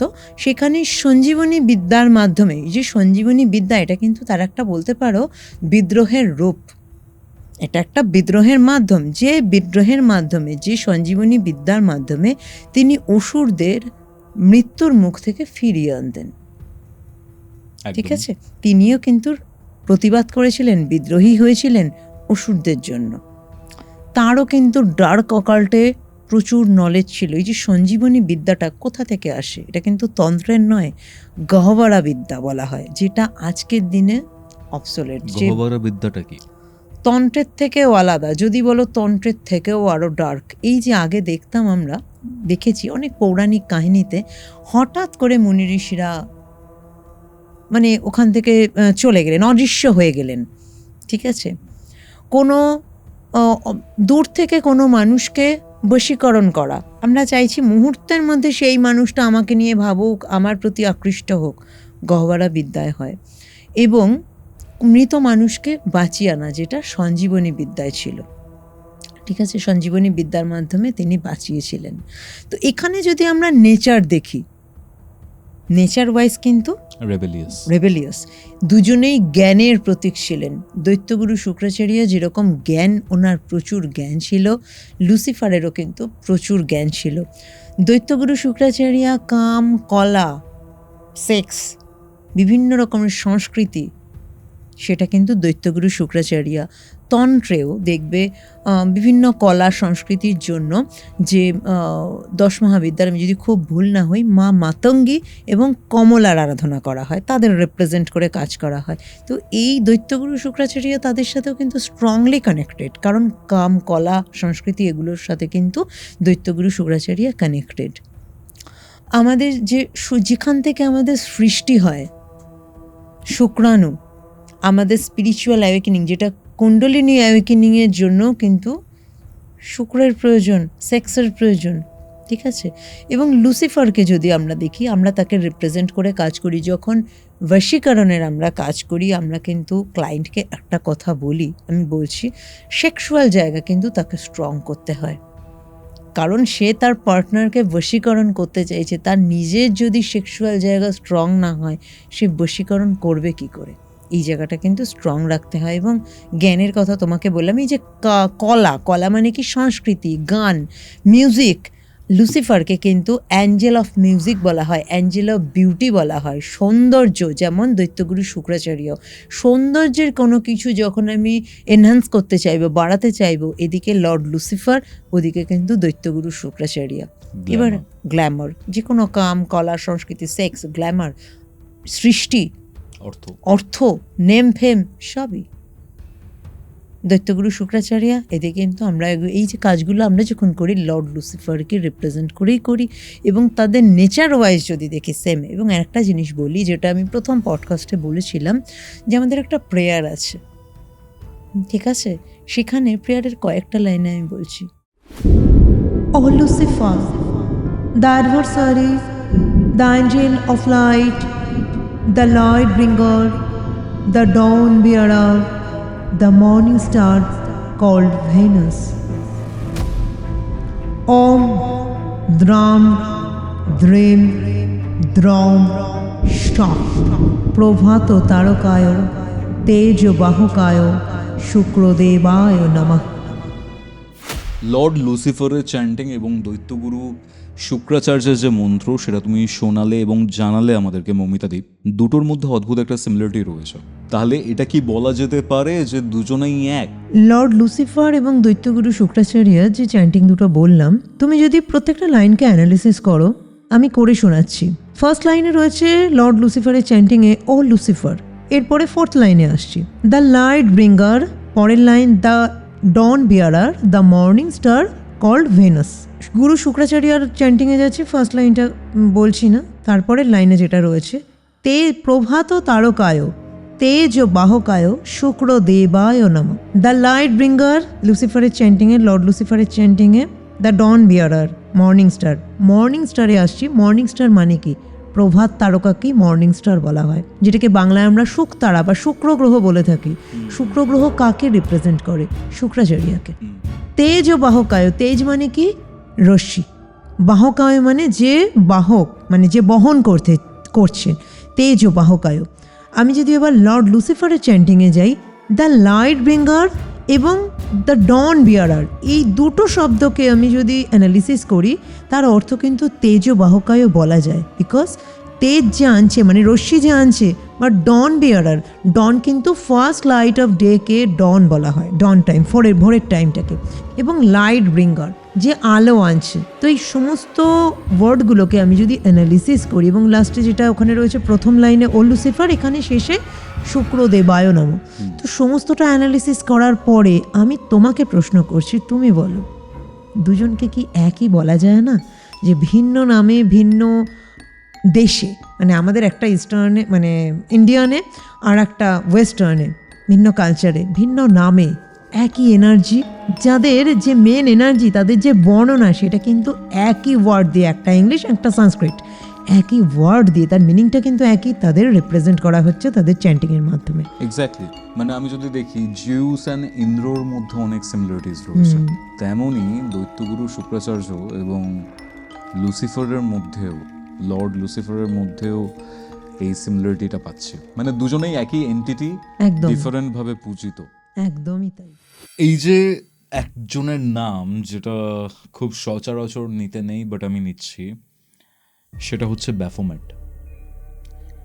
এই ব্যাফোমেটের সাথেও কি আমাদের হিন্দু কালচারে, সনাতন কালচারে কোনো প্ল্যানেট, কোনো গ্রহের কানেকশন রয়েছে? একদম, আমি বলবো একদমই কানেকশন রয়েছেন। এবং তিনি শুধু প্ল্যানেট বা গ্রহ হিসেবে অ্যাস্ট্রোলজিক্যাল জায়গাতে আছেন তা না, তাকে কিন্তু ভগবান হিসেবে পুজোও করা হয়, কিন্তু তাকে রাখা হয় বাইরে 3 রাস্তার মোড়ে।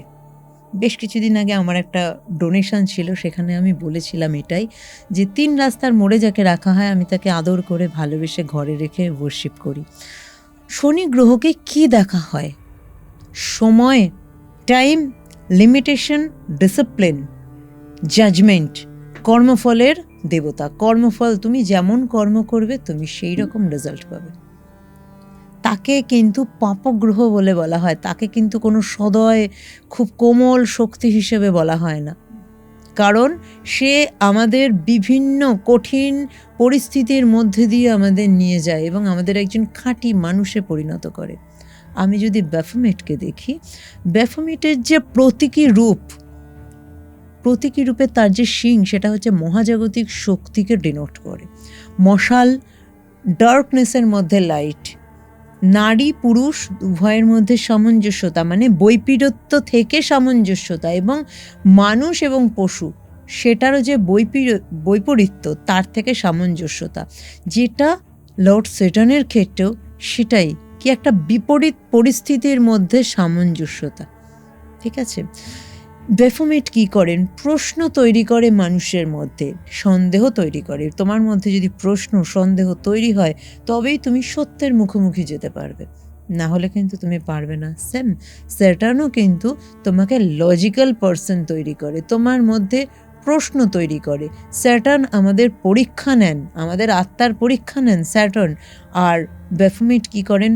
আত্মার সামনে প্রলুব্ধতা তৈরি করেন, প্রলুব্ধ করে আত্মাকে। প্রলুব্ধ করা মানে এটা নয় তুমি ওই পথেই যাও, প্রলুব্ধ করা মানে আত্মাকে পরীক্ষা করা, কি তুমি ওই পথে যাও নাকি তুমি তোমার সঠিক পথে যাও, পথটা তুমি কি চুজ করো। যদি তুমি প্রলুব্ধতার পথ চুজ করো সেখানেই তোমার স্ট্রাগলিং হবে, সেখানেই তোমার স্ট্রাগলের পথ যাবে। যতদিন না তুমি আত্মসচেতনতা তোমার মধ্যে আসবে, তুমি কষ্ট অনুভব করবে, কষ্টের মধ্যে দিয়েই কিন্তু তুমি চলে একটা সাফল্য অর্জন করতে পারো।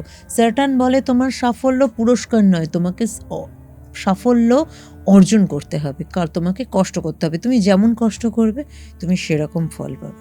অনেকে স্যাটার্নের মহাদশায় বা সাড়ে সাতিতে বলা হয় কত খারাপ কিছু করেছে, অনেক কষ্ট গেছে। না, সেই মানুষটার পরিবর্তন ঘটেছে। একটা মানুষ অনেক খারাপ করার পরেও দেখা যায় অনেক সময় সেই মানুষের ট্রান্সফরমেশন, স্যাটার্ন কী করে? ট্রান্সফর্ম করে, সোল ট্রান্সফরমেশন করে। সেই মানুষটা জীবনে এমন কিছু পরিস্থিতির মধ্যে দিয়ে গেছে, তার আত্মসচেতনতা থেকে সে অন্য একটা মানুষ। স্যাটার্ন দেখবে দুটো রাশি আছে, মকর রাশি, কুম্ভ রাশি। মকর রাশিতে স্যাটার্ন কিন্তু বলে স্ট্রং। মকর রাশির যে সিম্বল সেটা কি? সামুদ্রিক ছাগল।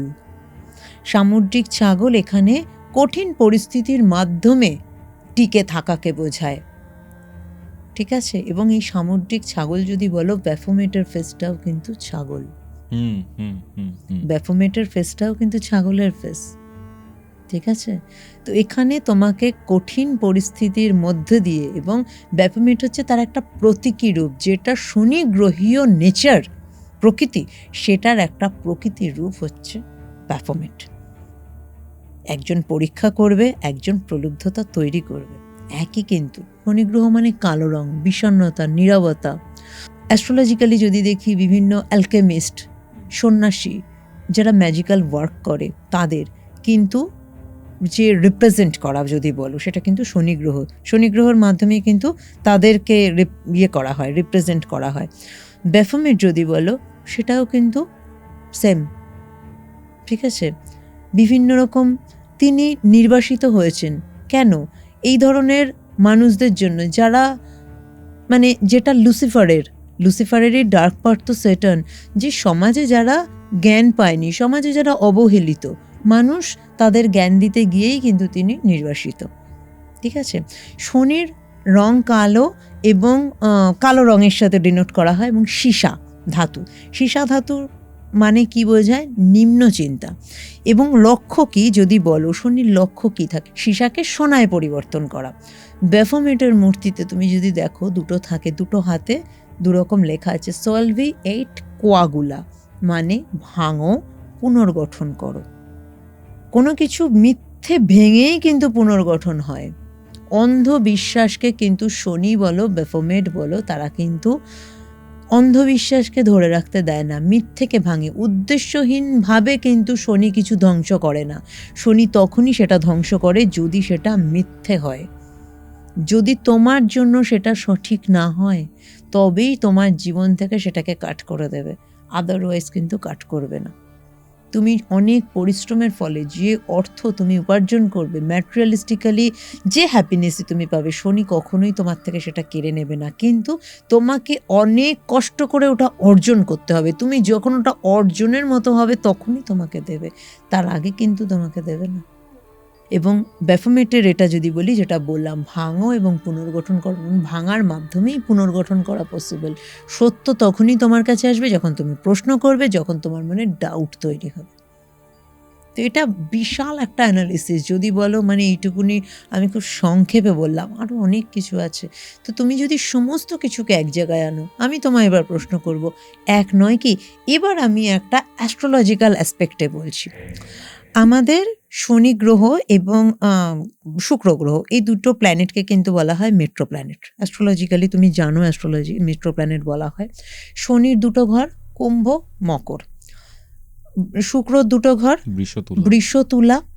এবার যদি আমি বৃষ লগ্ন সাপেক্ষে বার্চার দেখা হয়, মেনলি বৃষ লগ্ন তুলা লগ্ন, এই দুই লগ্নের রাজ্যকারী প্ল্যানেটকে বলো শনি, কারণ কেন্দ্র হাউসের মালিক এবং ত্রিকোণ হাউসের মালিক, ফোর্থ এবং ফিফথের মালিক হচ্ছেন তুলার রেসপেক্টে, বৃষর রেসপেক্টে 9th অ্যান্ড 10th-এর মালিক হচ্ছেন। এবার আমাকে বলো মকর লগ্ন এবং কুম্ভ লগ্নের রাজ্যকারী প্ল্যানেটকে ভেনাস। মকর লগ্নে যদি দেখি, মকরের পরে আসছে হচ্ছে কুম্ভ, মকর, কুম্ভ, মীন, মেষ, বৃষ, 5th হাউসের মালিক হচ্ছে ভেনাস। বৃষর পরে আসছে হচ্ছে তোমার মিথুন, কর্কট, সিংহ, কন্যা, তুলা, 10th-এর মালিককে ভেনাস। তো রাজ্যকারী প্ল্যানেট মকরের জন্য ভেনাস হলো, শুক্র হলো। এবার কুম্ভের যাচ্ছি, কুম্ভের পরে কুম্ভ, মীন, মেষ, বৃষ, 4th-এর মালিককে ভেনাস। বৃষর পরে কি, বৃষ হয়ে যাচ্ছে মিথুন, কর্কট, সিংহ, কন্যা, তুলা, 9th মানে ত্রিকোণ হাউস, সেটারও মালিককে হচ্ছে ভেনাস। আমরা এটা দেখছি তাহলে কি, যখন ভেনাস হচ্ছে কোনো লগ্নেশ, তখন তার রাজ্যকারী প্ল্যানেট হচ্ছে স্যাটার্ন, আবার লগ্নেশ যখন স্যাটার্ন হচ্ছে, রাজ্যকারী প্ল্যানেট হচ্ছে ভেনাস। একদম খুব সুন্দরভাবে পুরো ব্যাপারটাকে বোঝালে। মানে তাহলে এই যে লুসিফার বা ব্যাফোমেট, লুসিফারেরই dark part Saturn, lord Saturn আর ব্যাফোমেট লুসিফারেরই ডার্ক পার্ট। ওকে, এই যে লুসিফার, ব্যাফোমেট, এদেরকে বাংলায় একটা পার্টিকুলার টার্মে শয়তান বলে, এই জিনিসটা কিভাবে এলো? পাপগ্রহ তো শনিকেও বলা হয়, তাকে 3 রাস্তার মোড়ে দাঁড় করানো হয়, চোখের দিকে তাকানো যাবে না, পাপ দেবে, সাপ দেবে, অনেক কিছু বলা হয়। তাকেও কি আমি বলবো, ভগবানকে তো ঘরে রেখে রাখা হয়, তাকে কি ঘরে রাখা হয়? তাকেও বলা হয় পাপগ্রহ, যেন পাপ দেবে, ওর কাজ যেন পাপ দেবার। না ভাই, ও পাপ দেয় না, ও তোমাকে সঠিক মানুষ তৈরি করে, তুমি সঠিক মানুষ হতে চাও না, তাই জন্য তোমার মনে হয় পাপগ্রহ। শনি মানেই ভয়। আমার অনেক ক্লায়েন্ট, আমার তো শনির মহাদশা চলছে, তো কি হয়েছে, চলছে তো চলছে শনির মহাদশা, নিজেকে অনেস্ট রাখো, তোমায় ভালো কিছু দেবে, ছাপ্পর ফেরা দেবে। আমার পার্সোনালি আর 8 আমার ভীষণ ফেভারিট প্ল্যানেট। যদি বলো আমার সব থেকে ফেভারিট প্ল্যানেটকে, যখন আমি সেটানিজমে আসিনি, লুসিফারিজমে আসিনি, আমার সব থেকে 2টো প্ল্যানেটই ফেভারিট ছিল, একটা হচ্ছে স্যাটার্ন, একটা হচ্ছে ভেনাস। তোমার জীবনে এই 2টো প্ল্যানেটকে তুমি অ্যাভয়েড করতে পারবে না। শয়তান বলছো, এই শয়তান ছাড়া, যারা শয়তান বলছে আমি তাদের বলবো, শয়তান ছাড়া তোমার জীবন চলবে না। তোমার সৃষ্টি এবং তোমার কর্ম, 2 থেকে তুমি বের করতে পারবে নিজেকে? তোমার সৃষ্টি হয়েছে থেকে, মা বাবার দৃষ্টি বিনিময় করে তোমাকে, খুব, আমার কথাটা হয়তো অনেকের ভালো লাগবে না, তোমার মা বাবা তোমাকে দৃষ্টি বিনিময় করে, ফুলসজ্জার দিন মা বাবার যখন হয়েছে, দৃষ্টি বিনিময় করে তোমার জন্ম দেয়নি, বাবা মা করেই জন্ম দিয়েছে। তোমাকে মানতে হবে সেটা কে করেছে, শুক্রের বাবার শুক্রাণু তোমার মায়ের মধ্যে গেছে, তোমার জন্ম হয়েছে, না হলে তোমার জন্ম হয়নি। শুক্রাণুটা কে দিচ্ছে? শুক্র দিচ্ছে। তাকে কে? দৈত্যগুরু শুক্রাচার্য। আমরা সেই লুসিফারকেই ওয়ার্শিপ করি, যে তোমার সৃষ্টির মূলে রয়েছে, তাকে তুমি শয়তান বলছো। তোমার জন্মই তো তাহলে তুমি নিজে শয়তান। যে শয়তান বলবে আমি তাকে বলবো তুমি নিজে শয়তান। পাপগ্রহ বলছো তুমি শনিকে, তুমি জন্ম গ্রহণ করছো কি তোমাকে কোনো না কোনো কর্ম করতে হবে। তুমি খাচ্ছ সেটা কর্ম, তুমি কি খাচ্ছ সেটা কর্ম, তুমি বাজার যাচ্ছ কীভাবে আর্ন করছো সব তোমার কর্ম। কর্মকে কোনো প্রাণী অ্যাভয়েড করতে পারে না। তো তুমি অন্য সব কিছুকে অ্যাভয়েড করে দাও, তুমি অন্য সব কিছুকে অ্যাভয়েড করো। তুমি তোমার জন্ম যে শুক্র থেকে তোমার জন্ম, একটা পিঁপড়েও করে তারও জন্ম, মানে প্রত্যেকটা জীব থেকে জীবের মধ্যে কিন্তু শুক্র একমাত্র প্ল্যানেট যার কিন্তু প্রভাব রয়েছে, এবং কর্ম, প্রত্যেকটা প্রাণীর কর্ম আছে, তারও কিন্তু এফেক্ট আছে। আমরা মানুষ, আমরা জ্ঞান আছে তাই আমরা কর্মফলে সেইভাবে এফেক্ট পাই, পশু পাখির সেই এফেক্ট নেই, তাই তাদের। কিন্তু যদি তুমি বিচার করো একটা জায়গায়, আমি অত বিচারে যাচ্ছি না, এই যে মানুষের জন্ম, পুনর্জন্ম, যারা বিশ্বাস করে পুনর্জন্ম কিভাবে হয় না হয়, সেগুলো কোথাও না কোথাও কর্ম। আজকে আমরা একটা লেভেলে আছি, পৃথিবীর বিভিন্ন দেশে বিভিন্ন রকম মানুষ বিভিন্ন স্টেটে রয়েছে। আমি এখানে, সে কেন ওখানে? আজকে আমি এখানে, এদিকে বিশাল ধনী ঘরেও কেউ জন্ম নিচ্ছে, কেন জন্ম নিচ্ছে? কিছু তো ওর সাথে কি কোনো পার্শিয়ালিটি হয়েছে? কোনো পার্শিয়ালিটি হয়নি। এই যারা বলে ভগবান পাপ দেবে, ভাই ভগবানকে তোমরা পুজো করো, এদিকে বলো ভগবান পাপ দেবে। আমি তো বলি যারা বলে না ভগবান পাপ দেবে, এটা ভগবানকে অপমান করা। আমাদের বলে আমরা শয়তানের পুজো করি, আমরা কিন্তু কখনো এটা বলি না ভগবান পাপ দেবে। কেন ভগবান পাপ দেবে? না, কেউ পাপ দেয় না। তোমার কর্ম তুমি এমন করো কি তোমার জন্য তোমার খারাপ কিছু হয়, কেউ পাপ দেয় না। তুমি তোমার পাপের কারণ, তোমার দুষ্কর্ম তোমার শাস্তির কারণ। ভগবান বিশ্ব এই ব্রহ্মাণ্ডকে মানে নিয়ন্ত্রণ করছে, তার তোমার মতো ফালতু মানুষের পিছনে পাপ দেবে চোখ দিয়ে বসে থাকার সময় নেই যে ওকে পাপ দেব। তুমি কোথায় যাচ্ছ, কার সাথে মিশছো, কোথায় গিয়ে ব্ল্যাক ম্যাজিক একটা ধরিয়ে নিয়ে আসছো 14 সাথে ফুর্তি করে, ভাবছো ভগবান পাপ দিয়েছে তাই জন্য আমার এটা হয়েছে। ভাই নিজের কর্মকে দেখো, ভগবান বিশ্ব সংসারকে নিয়ন্ত্রণ করছে, সে বসে নেই তোমায় পাপ দেবো, ওই যে ওইখানে রয়েছে, ওই গ্রামে, ওই শহরে ওই মানুষটা রয়েছে, চলো ওকে পাপ দেই। না, এগুলো বাজে কথা। যারা ইললজিক্যাল কথাবার্তা বলবে, উপরে নাম কাবাস্তা আমি ভগবানকে মানি, মন্দিরে যাই, এখানে যাই, সেখানে যাই, দেখে ভগবান পাপ দেবে, ভগবানকে অপমান করা। তোমার কর্ম তুমি ঠিক করো। তুমি শনিকে বলছো শয়তান, ব্যাফোমেটকে আমি রিসেন্টলি আমি দেখবে আমার একটা পেজ রয়েছে দ্য স্যাটানিক লুসিফারিয়ান টেম্পল বলে, সেখানে আমি আমাদের স্যাটানিক বাইবেলের, তুমি দেখবে আমি বেঙ্গলিতে পোস্টগুলো করছি, সেদিন স্যাটানিক বাইবেলকে অনুবাদ করে সুন্দর করে বুঝিয়ে মানুষ যাতে বুঝতে পারে বাবা ওটা শয়তানের কোনো বাইবেল না, ওখানে প্র্যাকটিক্যাল নলেজ দেওয়া হয়েছে। কি তুমি প্র্যাকটিক্যালি ভাবো, তুমি বসে আছো না, আমার যখন সময় হবে তবে ভগবান আমায় যদি কিছু করে, আমি কাশ একটা লটারি বেঁধে যেত, কাশ আমি কিছু টাকা হতো, কি করে হবে? তুমি লটারির আশায় বসে রয়েছো যে আমি যদি একটা লটারি বাঁধতো, আমি না এটা করতাম, আমার এটা হলে কিছু টাকা হলে আমি বিজনেস করতাম। তুমি যেখানে দাঁড়িয়ে আছো সেইখান থেকে কিছু ভাবো, এটা তোমার কর্ম। আরে এই যে বলে শয়তানের কাছে সোল সেলিং বা আত্মাকে বেচে দেওয়া, কে সেল নেয়, কে কিলো দরে কে নেয়?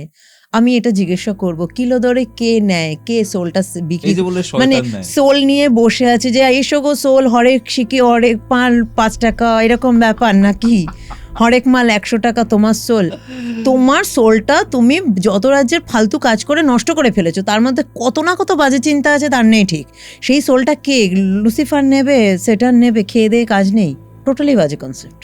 সোল সেলিং বলে কিচ্ছু হয় না। আমি তোমায় বলছি নাইজেরিয়ার দিকে ফার্স্ট যেখান থেকে শুরু হয়েছিল, নাইজেরিয়া মানে খুব পোর কান্ট্রি ফাইন্যান্সিয়ালি, ওরা ফার্স্ট কিছু কমিউনিটি ওদের শুরু করেছিল সোল সেলিং বলে মানুষের থেকে টাকা নেওয়া, যে তুমি এত টাকা দাও তোমার সেল ডেভিলের কাছে হচ্ছে সেল হয়ে যাবে, সোল ডেভিলের কাছে সেল হয়ে যাবে, তুমি সোল যদি সেল করো অনেক টাকা পয়সা হবে, ঠিক আছে, এবং তার জন্য তোমাকে এই টাকাটা দিতে হবে, ঠিক আছে। এইখান থেকে শুরু, সেই জিনিসটা কোনোভাবে ছড়াতে ছড়াতে ছড়াতে আজকের দিনে সোল সেলিং আমি দেখি অনেক সোল সেল करना पड़ता है, ये पड़ता है, वो करना पड़ता है। सोल कौन सेल करता है, कौन परचेस करता है? यहाँ पे সোল সেলিং বলে কিছু হয় না। উইথ দ্য ডেভিল যখন কনসেপ্টটা আসে, এটা আলাদা জিনিস বলছি আমি। বলে যে সোল সেল করতে হয়, সোল সেল নয়, সোল ডেডিকেশন। সোলটা তুমি দিচ্ছ মানে কি সোল সেল করছো না, আমি ডেডিকেটেড হচ্ছি, তুমি ছাড়া আমি কিছু জানি না। ভাই তুমি ভগবানের মা তারাকে ওয়ার্শিপ করো, মা ভৈরবীকে করো, মহাকালকে করো, ডেডিকেশন সব জায়গায় প্রয়োজন। ডেডিকেশন ছাড়া তোমার কি আজ এখানে করছি, কাল ওখানে করছি, পরশু সেখানে করছি, এটা নয়। ঠিক আছে, ডেডিকেশন কি, যাকে আমি চাইছি, যাকে আমি পুজো করছি, তাকেই আমি জানি আমার শয়নে, স্বপনে, চিন্তনে, মননে সবসময় সে থাকবে। আমি তার কাছে আমি নিজেকে ডেডিকেট করছি, নিজেকে সমর্পণ করছি, এটা ডেডিকেশন। সোল সেলিং না, সেলিংটা পুরোপুরি একটা পুরো মিসকনসেপ্ট, এটা কিছু নেই। সোল সেলিং বলে কে কেনে? এমন কোনো জায়গা নেই যেখানে লুসিফার বসেছে বলছে এসো তোমাদের সোলগুলো আমি 5 টাকা কিলো ধরে নেব, এরকম কোনো গল্প নেই। এটা টোটালি মানে কি বলবো, অনেক দেখি আমি বাইরের হিন্দি অনেক পডকাস্টে সোল সেলিং, না, পুরো ভুল কনসেপ্ট। সোল সেলিং না, সোল ডেডিকেশন হয়, যেটা হয় সোল ডেডিকেশন ইম্পর্টেন্ট। ডেডিকেশন কি একজনের জন্য ইম্পর্টেন্ট? মানে আমার ইষ্ট আছেন একজন, আমি তার প্রতি ডেফিনেটলি ডেডিকেটেড। আমি আরো 4টে দেবীর উপরও কি ডেডিকেটেড হতে পারি? পসিবল? তোমাকে আমি উল্টে কোশ্চেন করছি, বলো তো এটা কি পসিবল? একই সাথে 4-5 জনের প্রতি তুমি মানতে পারো, মানা এক জিনিস যে আমি ওনাকে মানি, বাট ডেডিকেশন যেটা, সেটা কি তাহলে পসিবল? অনেকে যে লুসিফেরিয়ান তোমাদের যে ধারা রয়েছে, আমি বাইরেও অনেককে দেখেছি, লুসিফেরিয়ানের সাথে আরো অনেক কিছুর প্রতি তারা নিমজ্জিত বা আবদ্ধ। সে হয়তো সনাতন ধর্মেরও কোনো কিছু পালন করছেন, তার সাথে সাথে লুসিফেরিয়ানও করছেন।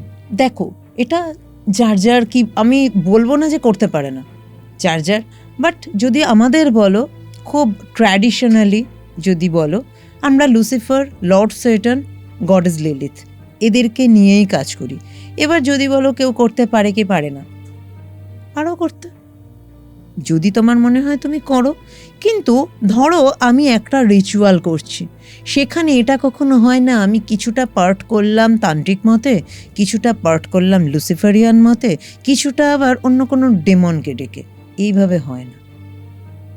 আমি রিসেন্টলি বেশ কিছুদিন আগে আমাকে আমার এক স্টুডেন্ট বললেন যে ম্যাডাম জানো তো এক জায়গায় এরকম দেখছিলাম, ওনাকে দেখেছে, আমাকে গল্প করলো, কোথাও একজন কেউ, এখন তো অনেকেই পডকাস্ট করেন, ও দেখেছে যে উনি লুসিফারিয়ান বা সেটানিক কিছু করেন, তো উনি কোথাও একটা স্পিরিট পজেসের ব্যাপার ছিল, স্পিরিট রিমুভ করেছেন উনি লুসিফারিয়ান মতে।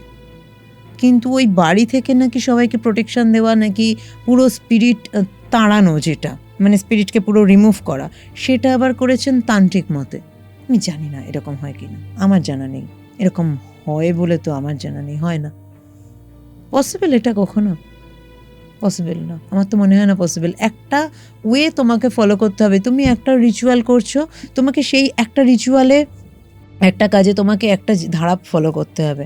তো লুসিফারিয়ান যারা হার্ডকোর করে না, যেটা স্যাটানিজম হার্ডকোর করে, ফুল ডেডিকেশনে করে, তারা এটাই করে। এবার তুমি চাইলে করতে পারো।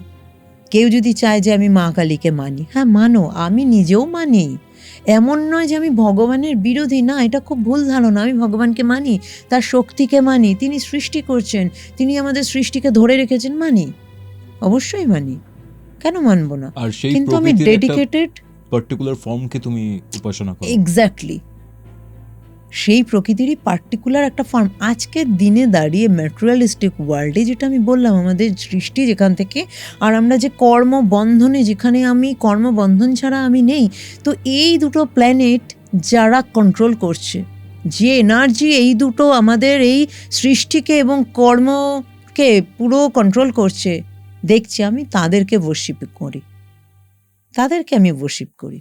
তো কিছু কিছু ঘটনা থাকে যেগুলো প্যারানর্মাল, যেগুলো হয়তো অলৌকিক, প্রপারলি সেগুলোর ব্যাখ্যা করা যায় না, কিন্তু এমন কিছু অ্যাসপেক্ট রয়েছে যেখানে মানুষই খুব ভয়ানক হয়ে ওঠে। বলা যায় মানুষই সেখানে প্রেতাত্মার কাজ করে। আমি তো বলবো হরর যেটা থাকে, দেখো সেটা তো একটা সুপারন্যাচারাল ঘটনা ঘটে, ঠিক আছে, যেখানে স্পিরিট নর্মালি মানুষকে কিন্তু টাকরায় না। যখন তুমি তার কোনো কিছুতে আঘাত করছো, তার সাথে কোনোভাবে তোমার ক্ল্যাশ হচ্ছে, তখন সে প্রবলেম করছে। এটা মানুষ চালান বাদ করে। রেখে যদি বলি, চালান তো কেউ করাচ্ছে, যদি ওটা ম্যানমেড। এমনি তো ভূত কারুর বাড়িতে, সকাল ভূত আমরা বলি না, আমরা বলি স্পিরিট। অনেক মানুষ বলে না ভূতে ধরা, ভূত চালান, তো আমি সেই অ্যাসপেক্টে বলছি।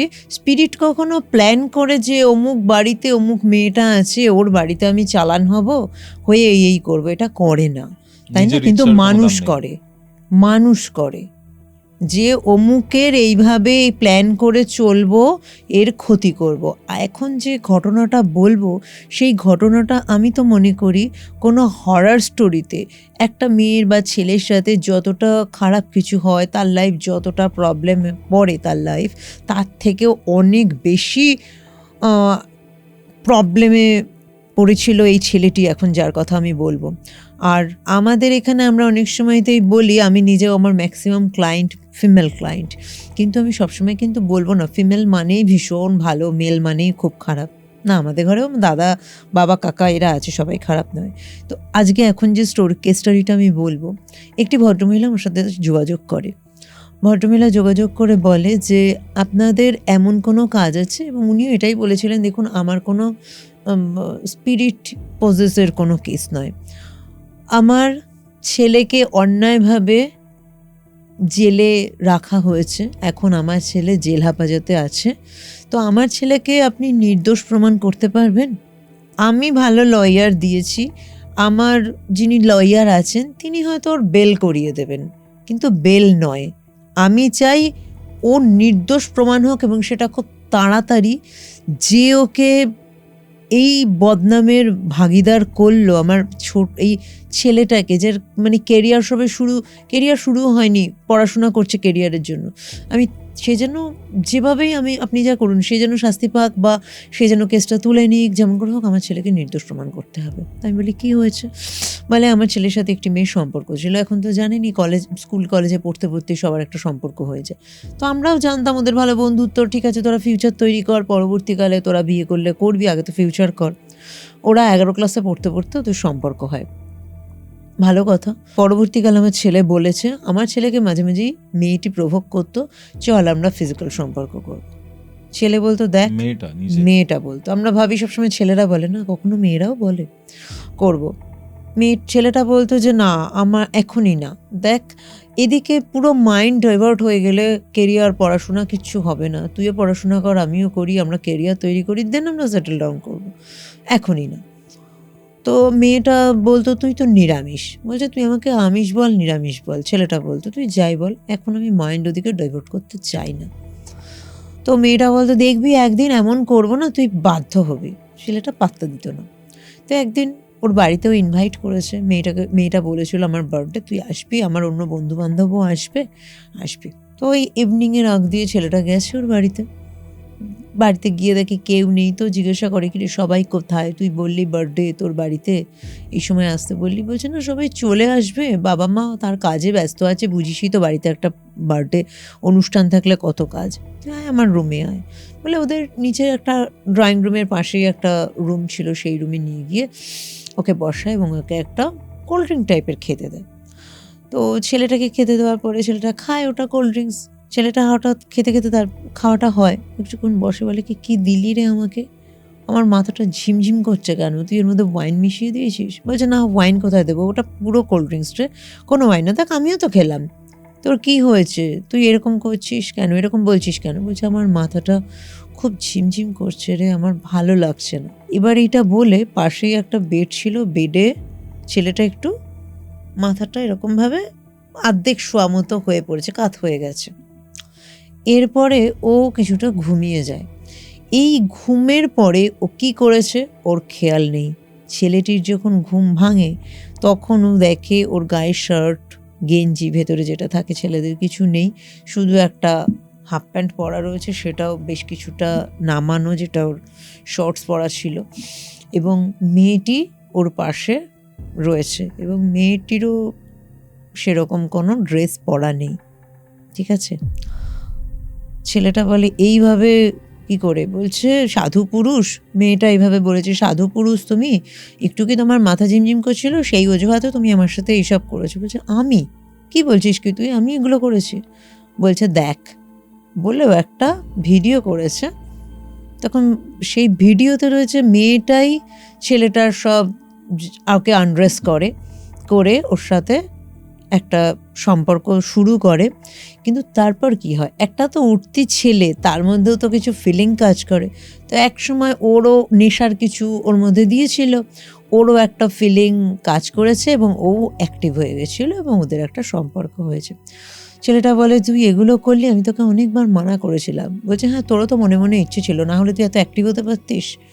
যাই হোক এসব কথা হচ্ছে। বলছে দেখ তুই এটা সেফ মানে এটা রাখলি কেন, ক্যামেরা কেন করলি, ডিলিট করে দে।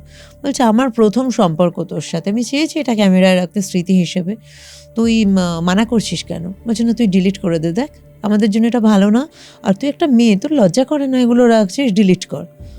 তখন বলছে কেন প্রমাণ রাখতে চাইছিস না? বলছে আমার কাছে তো নেইও ভাই, তুই এসব প্রমাণ জোগাড় করেছিস, আমি তো করিনি, তুই ডিলিট করে দে, আমাদের কার জন্য ভালো না। ছেলেটা অনেকবার বলে এবং ওদিনও চলে আসে এবং যা হয় ওর ভালো লাগে না। এরপরে ওরা এইচএস কমপ্লিট করে।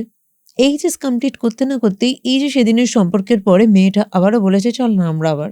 ছেলেটা বলেছে না ভাই আমি তোর বাড়ি আর যাব না, সেদিন তুই কি খাইয়েছিলি আমি জানি না, কিছু নেশার খাইয়েছিলি, নাহলে আমার ওরকম ঘুম পাওয়া ওরকম হওয়া হতো না, ঝিমঝিম করা মাথা করতো না, আর তারপরে তোর সাথে এটাও আমি করে ফেলতাম না। যাই হোক আমি করেছি, তুই করেছিস, আমি আর চাই না। মেয়েটার একটা অভ্যেস ছিল, যেটা আগেও ছিল বা পরেও এই টাইমে আরও বাড়ে, মাঝে মাঝে ওই ছেলেটা থেকে কিছু গিফট চাইতো। ছেলেটা যতটুকু পকেট মানি থেকে পসিবল দিত, কিন্তু সবটা তো সবসময় পসিবল হয় না, কোনো আর্ন করে না। আজ এই দামি ফোনটা দাও, আজ আমাকে ভালো রেস্টুরেন্টে নিয়ে গিয়ে খাওয়াও, আজ এই ড্রেসটা দাও, সবার বয়ফ্রেন্ড সবাইকে দিচ্ছে, তুমি তো কিছুই দাও না, তুমি ঢ্যাঁড়স, এইসব বলতো। বলছে হ্যাঁ রে আমি ঢ্যাঁড়স, আগে আমি নিজে আর্ন করি তারপরে তো দেবো, বাবার পয়সা তুই কী দেবো, আমার বাবার পয়সা নিয়ে তোর আনন্দ হবে, আমি কি নিজে আর্ন করি তারপরে তো তোকে দেবো। মেয়েটা বলতো আমার এখনই চাই। তুমি কেমন যে তোমার গার্লফ্রেন্ডকে খুশি করার ক্ষমতা নেই? মেয়েটা এবার কী করে, বিভিন্ন ছেলের সাথে ডেটিং করা শুরু করে। ছেলেটা জানতে পারে, ছেলেটা জানতে পেরে ওকে বলে তুমি এগুলো কী করছো? বলে তুই যা পারিস না অন্য কেউ পারে, আমি তাই করি। বলছে তাহলে তুই আমাকে ছেড়ে দে, আমি তোর সাথে থাকতে পারবো না। ও বলছে কেন? বলছে তুই অন্য ছেলেদের সাথে গিফটের জন্য ডেটিং করবি আর আমাকে এই জন্য বয়ফ্রেন্ড হিসেবে রাখবি।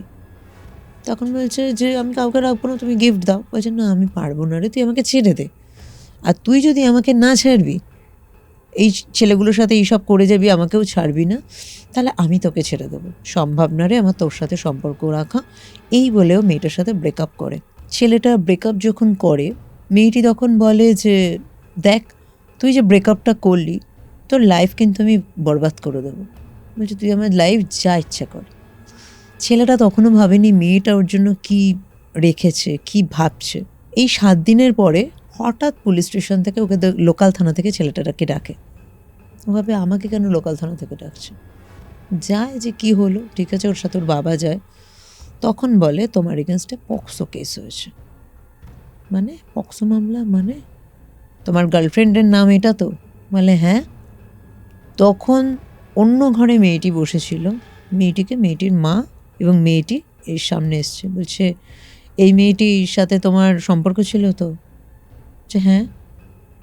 এখন বলছে বাড়িতে বসে রয়েছে। এবার পুলিশ যেটা হয়, পুলিশকে তো মেয়েটা কেঁদে কেটে বলেছে যে আমার সাথেও সম্পর্ক করে আমাকে ছেড়ে দিয়েছে। ঠিক আছে, বলছে তুমি এর সাথে সম্পর্ক করে 18 বছর হয়নি, তুমি জানতে না, তুমি এর সাথে সম্পর্ক করেছো, তোমার তো 18 হয়ে গেছে। মানে ছেলেটির তখন, যখন ছেলেটির থেকে মেয়েটি একটু ছোট ছিল, ওর ছেলেটার 18 হয়ে গেছে, মেয়েটার 18 হয়নি যখন ওরা সম্পর্কটা করেছে, এবং পুরো ভিডিওটাও রেখেছিল। তখন বলছে দেখো তো এই ভিডিওটা তোমার কিনা। তখন দেখছে যে ও আগে যে ওকে আন্ড্রেস করেছে বা কিছু করেছে এই ভিডিও পার্টগুলো নেই, যেখানে যে পার্টটা রয়েছে ছেলেটা মেয়েটার সাথে রিলেশন করছে ওই পার্টটাই রয়েছে। ওর কাছে কোনো উত্তর নেই, এটা তুমি কিনা বলো। ওর উত্তর নেই, হ্যাঁ আমি। তুমি ওর সাথে সম্পর্ক করেছো কিনা? ওই জন্য হ্যাঁ। জানতে না ওর 18 বছর হয়নি? বলে আমাদের সম্পর্ক ছিল, এই সপ্তাহ শুনবে না। তো ওকে পুলিশ যেটা করে, ফার্স্টে ওকে নিয়ে যায় লকআপে। প্রথমে মারটার করে, ওরা লোকাল থানার পুলিশের সাথে কথা বলে জিনিসটাকে বোঝানোর চেষ্টা করে। বলে পক্সো মামলা কিচ্ছু করা যাবে না। যেটা হয়, ওদের লয়ারের সাথে কথা বলে, লয়ারও বলে এটা কিছু করতে পারবো না, কারণ ও ডিরেক্ট সেক্সুয়াল অ্যাসল্ট এনেছে। ওদের অনেক ধারা টারা আছে, 4-6 অনেকগুলো ধারাও দিয়েছিল, এবং ওই ধারাতে নেয় এবং ওকে কোর্টে প্রডিউস করে। ঠিক আছে, কোর্টে প্রডিউস করার পরে কেস চলতে থাকে। এবার মিনিমাম আমাকে ভদ্রমহিলা যা বলেছে, যে বলেই দিয়েছে 2-3 মাসের আগে কিছু বেল তো হবেই না, যে যা যা ধারা এনেছে মেয়েটা। আর তারপরে কেস চলবে, যতদিনে কেস ডিসমিস হয় আপনার ছেলেকে কোর্ট আর বাড়ি করতে হবে। ভদ্রমহিলা আমাকে বলছে আমার ছেলে পড়াশোনায় খুব ভালো, ওর পড়াশোনা নষ্ট, ও কলেজ যেতে পারছে না, ওর ভবিষ্যতে নিট দেওয়ার প্ল্যান রয়েছে, সেটা পুরো খারাপ হচ্ছে, পড়াশোনা তো করতে হবে, সেটার স্টাডি, আর সব থেকে সোশ্যালি রেপুটেশন তো পুরো চলে যাচ্ছে। মানে কি, আজকে আমার ছেলের যদি বেল হয় তো কি জানবে বেলে হয়েছে, ঠিক আছে, তারপর লং টাইম কেস চলবে। তো আপনি এমন কিছু করুন যেতে মেয়েটা নিজে কেস তুলে দেয়, মেয়েটা নিজে স্বীকার করে যে আমি ভুল করেছি। যখন কাউকে ভুলভাবে অ্যাকিউজ করা হয় তখন তাকে নির্দোষ প্রমাণ করতে, মানে যদি কোনো পার্সন অ্যাকিউজড হয়, সে নিজেকে সুপ্রিম যখন প্রমাণ করতে চাইছে তখন এই ধরনের রিচুয়াল হয়। সুপ্রিম মানে সুপ্রিম মানে একটা সুপ্রিম, ভালো, আমি আমি আমি কোনো খারাপ কিছু করিনি, আমি গুড, আমি সুপ্রিম, সেইটা, ঠিক আছে, প্রমাণ করতে চাইছে, তখনই ড্রাকোনিয়ান রিচুয়াল বলে এটাকে, ড্রাকোনিয়ান রিচুয়াল, যেখানে ভ্যাম্পায়ারের অনেক কিছু, মানে ব্যাট বা বাদুড়ের হাড় দিয়ে যে কাজটা হয়, ঠিক আছে, এক্ষেত্রে সাপের স্কিন আমাদের লাগে, কাজে সাপের স্কিন লাগে। ছেলেটি কাস্টাডিতে ছিল, ওর সেই রকম কোনো জিনিস ও দিতে পারবে না, তাও ডেলি ওরা তো জামা কাপড় দেয়, ঠিক আছে, ডেলি জামা কাপড়টা ওর বাড়ি থেকে আনতো, তো ওই জামা কাপড়ের টুকরো এবং আরেকটা জিনিস নিয়েছিলাম, বলেছিলাম যেভাবে হোক ওর মাথা চুল ও যেন কোনোভাবে ছিঁড়ে কিছুভাবে জামার মাধ্যমে ও পাঠায়। তো সেই জিনিসটা একটু মদ, এবং এই মদটা যেটা দেবে ওর বাড়ি থেকেই দিতে হবে, একটি কাচের বোতলে ওই শিশির মধ্যে ওই চুলটাকে চুল যে কটা আছে চুলটা ওর মধ্যে দিয়ে ওই শিশি সমেত মদটা পাঠাতে হয়। এবং সাপের চামড়া, বাদুড়ের হাড়, আমাদের ব্লাড, এই জিনিসগুলো এই কাজে লাগে, এবং বিশেষ ধরনের হার্বস এই কাজে লাগে। ওই পেন্টাগ্রামের মাঝখানে এই যে মদটা বললাম, ওই মদটা রাখতে হয়, এবং সাথে ওই সাজিয়ে সাপের স্কিন, কাটোরা আছে, কাটোরাতে সাপের স্কিন, বাদুড়ের হাড়, আমাদের 5 রকমের হার্বস, আমাদের ব্লাড সব দিয়ে হয়, এবং 333 টাইমস করতে হয়, চ্যান্ট করতে হয়। চ্যান্ট করে আমরা বিশেষ এক রকমের ওই হার্বস দিয়ে, ঠিক আছে, তার মধ্যে বাদুড়ের হাড়, হার্বস, সাপের চামড়া, যে জিনিসগুলো দিয়ে আমরা কাজ করলাম, আমাদের ব্লাড এবং আরও কিছু জিনিস থাকে, সব কিছু দিয়ে যখন চ্যান্ট 333 টাইমস চ্যান্ট হলো, তারপর একটা দলা মতো বানানো হয়, ঠিক আছে, ওই দলাটাকে আমরা কালো কাপড়ে ঢোকাই, একটা পটলি মতো বানাই। ওই পটলিটা বলেছিলাম আপনার ছেলে অবধি পৌঁছে দেবেন, লয়ারের সাথে ভেতরে কানেকশন করে, এটা দিয়েছিল, নর্মালি দিতে দেয় না, ভেতরে কানেকশন করে এটা করতে হয়, করেছিল। নেক্সট যে হিয়ারিংটা হয়, সেই হিয়ারিংয়ে মেয়েটা অদ্ভুতভাবে বলেছিল যে আমি খুব ভুল করেছি, ও খুব ভালো ছেলে, ও অ্যাকচুয়ালি ও আমাকে ছেড়ে দিল, ওর একটা ইগো হলো কি আমাকে ছেড়ে দেবে, আমার জন্য প্রেস্টিজ খারাপ হচ্ছে, আমি অন্য ছেলেদের সাথে ডেটিং করছি, ও আমার সাথে থাকলো না, আমি সেই রাগে এটা করেছিলাম। হঠাৎ মাইন্ডে কী এলো, আমার মনে হলো আমি এটা করি, তাহলে হয়তো এটা করলে কোনোভাবে ওকে শাস্তি দেওয়া হবে, না হলে ও আমার সাথে সেদিন কোনো জবরদস্তি করে কিছু করেনি। তার আগেও মেয়েটি যেটা করে সেটা ভদ্রমহিলা বলে ও কেসটা উইথড্র করে, এবং সেই সময়তে ও কোর্টের থেকে অনেক, ওখানে যারা পুলিশ অফিসার ছিল, মহিলা পুলিশ ছিল বা লয়ার ছিল, ওদের থেকে যে তোমাদের মজার তো এটা জিনিস না যেটা হয় যে তুমি কেন উইথড্র করছো, কেস একটা করে দিলে তারপর তুমি উইথড্র করছো, দুমদাম তো হয় না, তারও প্রসিডিওর থাকে। তো গালাগালও শুনেছে। ছেলেটার মাকে ওরা বলেছিল যখন থেকে আমরা কাজ করা শুরু করি অদ্ভুত একটা জিনিস ঘটেছিল, মেয়েটা তখন থেকে স্বপ্ন দেখতে শুরু করে, যার জন্য ও ছেলেটার মাকে বলেছিল যে কাকিমা আমি এটা করেছি, আমার খুব ভুল হয়ে গেছে, তোমরা কি আমার উপরে কোনো ব্ল্যাক ম্যাজিক করছো? বলছে কেন, আমরা এসব করতে যাব কেন? ভদ্রমহিলা বলছে আমরা এসব কেন করতে যাব? তখন বলছে না, আমি স্বপ্ন দেখছি যেরকম একটা কালো ছায়া মতো আসছে, এসে আমাকে বিভৎস মুখ নিয়ে বলছে যে তুই যেটা করলি খুব ভুল করলি, তুই মরে যাবি, তুই শেষ হয়ে যাবি, আমি এই জিনিসগুলো কেন দেখছি? মানে ও নাকি স্বপ্নে দেখতো এরকম কোনো কালো ছায়া, যেটা ভদ্রমহিলাকে বলেছে, এসছে সে ওকে মেরে দিতে চাইছে বা ওকে হুমকি দিচ্ছে যে তুই মরে যাবি, তুই ঠিক করিসনি, তুই এটা ভুল করেছিস, তুই এগুলো কেন করলি। তো ভদ্রমহিলা আমাদের জিজ্ঞাসা করলো যে এটা কি আপনাদের কোনো কাজের ফল, ও এটা হঠাৎ করে দেখলো কেন? বললাম একদমই তাই। ও দোষটা কখন স্বীকার করবে? যখন ওর নিজের ভিতরে রিয়েলাইজেশন হবে যে আমি এটা ঠিক করিনি, তাই না? না হলে তো এমনি করবে না। ওর কমফোর্ট জোনে যদিও থাকে তখন তো স্বীকার করবে না। তোকে তো আমার এটা ধাক্কা দিতে হবে যে তুমি এটা ঠিক করোনি, ভুল করেছো, যেটা ওকে কেউ বলছে না। তো রিচুয়ালের মাধ্যমে এই জিনিসটা হয়েছে। যারই রিয়াকশানে ওইটা দেখেছে বলছে হ্যাঁ আমাকে বললো, কিন্তু আমরা বলে দিয়েছিলাম আপনি কিন্তু কখনোই বলবেন না। বলছে হ্যাঁ আমি বলিনি, আমি বলেছি। আমরা এসব কেন করতে যাব? তুমি যা করেছো আমরা এসব কি আর করবো বলো? আমাদের জীবনেই তুমি ব্ল্যাক ম্যাজিকে ভরিয়ে দিয়েছো। তারপরে মেয়েটা উইথড্র করে নিয়েছে। এই কেসটা তো এইরকম আজকের দিনে সবাই পক্সো কেসে কী হয় না হয় অনেকের জানাও নেই। তো এটা জেনে রাখা আমি বলবো ইয়ং জেনারেশনের জন্য, সকলের জন্য উচিত। 18 বছরের আগে এখন স্কুলে কলেজ থাকতে থাকতেই সবাই সম্পর্ক করছে, হতে যাচ্ছে, এ করছে, বাট উচিত না। একদমই না। আজকে তোমার খুব কাছের মানুষ, তোমার গার্লফ্রেন্ড, তোমার বয়ফ্রেন্ড, কাল কি করবে তুমি জানো না। দেখো, বর্ন মানে এটা তো ওইভাবে লেখা থাকে না। আমরা জানতে পারি না প্রথমে যে আমরা ভবিষ্যতে কি করব না করব। সময় যখন হয় তখন সেই ইউনিভার্সের সাথে মিট হয়ে যায়। এবং হ্যাঁ, অবশ্যই তার জীবনে এমন কিছু সিগন্যাল থাকে, সে জীবনে এমন কিছু ফিল করে, বা তার বডি মার্কেও এমন কিছু থাকে যেটা তার একটা সিগন্যাল থাকে, খুব বড় একটা সিম্বল থাকে যে হ্যাঁ এ বর্ন উইচ, বা এ উইচক্রাফট করবে, বা এ ডেডিকেটেড হবে, বা লুসিফারিয়ান সেটা নিয়ে হবে। যদি বলো আমার মানে এটা আমি আজ অবধি দেখিনি, এবং আমি যাদের সাথে এটা নিয়ে আমার খুব ক্লোজ, যারা এই ব্যাপারে নলেজ রাখে, অবশ্যই সব মানুষ না, যারা নলেজ রাখে আমি তাদের আমার খুব পরিচিত কিছু যারা জ্যোতিষ জগতের সাথে আছে, জ্যোতিষ জগতের সাথে যারা রয়েছে অনেক আগে, দু একজনের সাথে আমি কথা বলেছি। সো বেসিক্যালি একটা জিনিস যেটা আমি বারবার ভেবেছি, এবং তোমার সাথে অফ ক্যামেরা বেশ কিছুবার এইটা নিয়ে আলোচনাও হয়েছে, এত কিছু করছো, এত কিছু করে এসেছো,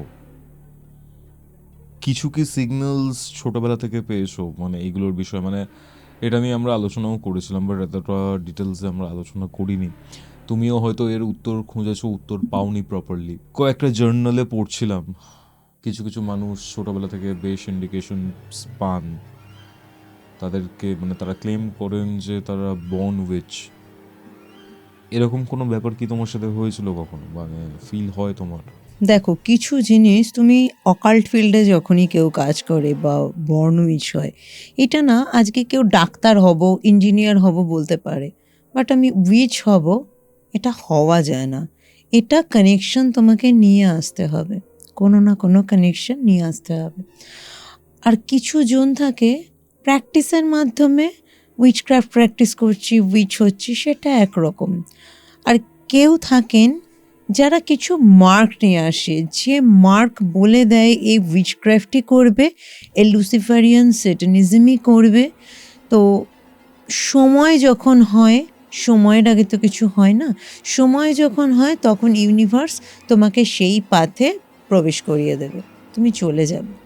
আমার লাইফে যদি এরকম ঘটনা বলো, হ্যাঁ অনেক ঘটনা আছে। স্পিরিট কানেক্ট করা আমি পরে একদিন বলবো, আজকে হিন্টস দেই তোমাকে, যে স্পিরিট কোনোভাবে কি তোমার সাথে ডিরেক্ট কথা বলে তার কোনো মেসেজ দিয়েছে? হ্যাঁ আমি পেয়েছি। আমার এমনও একটা ইনসিডেন্ট আছে যেখানে আমার খুব পরিচিত কেউ, আমার রিলেটিভের মধ্যে একজন ডেথ হয়েছিল, এবং তার সোল আফটার ডেথ তার ফ্যামিলিকে কিছু বলার জন্য আমাকে মেসেজ দিয়েছিল, এবং যেটা পরবর্তীতে আমি দেখেছি যে ট্রু। আমি পরবর্তীতে এই জিনিসটা ডিটেলসে বলবো। এর বাইরেও আমি একটা জিনিস, তুমি যেটা বললে বর্ন উইচ, অনেক সময় কারোর কিছু প্রকৃতি থাকে, সেই প্রকৃতি কিছু ভালো লাগা, কিছু তার মধ্যে এমন নেচার থাকে ছোট থেকেই যেটা বলে দেয় হ্যাঁ বর্ন উইচ। আবার কারোর বডি মার্ক কিছু থাকে, যে বডি মার্ক তাকে বলে দেয়, যারা সেরকম সাইকিক পার্সন হয় তারা বলতে পারেন হ্যাঁ এ বর্ন উইচ বা কিছু। আমার জীবনের একটা ছোট্ট ঘটনা বলি। আমার বডিতে এমন একটা মার্ক আছে যেটা আজ অবধি আমি আর অন্য কারোর দেখিনি। অনেক জায়গায় অনেকের মোল থাকে, অনেক রকমের মোল থাকে, চোখের তলায়, মুখের নিচে, গালে, কপালে, গালে, মানে হাতে, অনেক জায়গায় অনেক রকমের দেখবে তুমি তিল বা আঁচিল যেটা বলে, কোনো হোয়াইট স্পট, এরকম ব্ল্যাক স্পট থাকে। বাট আমার শরীরে এমন একটা মার্ক আছে যে মার্কটা যে কেউ দেখলে অবাক হয়ে যাবে যে এইরকম, এটা তো রেয়ারেস্ট থেকে রেয়ারেস্ট, এরকম তো কখনো দেখিনি। মানে আমি ছোটোবেলায় আমার মা কিছু খুব অ্যাস্ট্রোলজার, যেটা হয় না মেয়েদের বা ছেলে মেয়েদের নিয়ে আমরা জানতে যাই, মায়েরা জিজ্ঞাসা করেছে, তারা বলতে পারেনি। আমি বড় হয়ে দু একজনকে জিজ্ঞাসা করেছি, তারা এর কোনো সঠিক উত্তর আমায় দিতে পারেননি।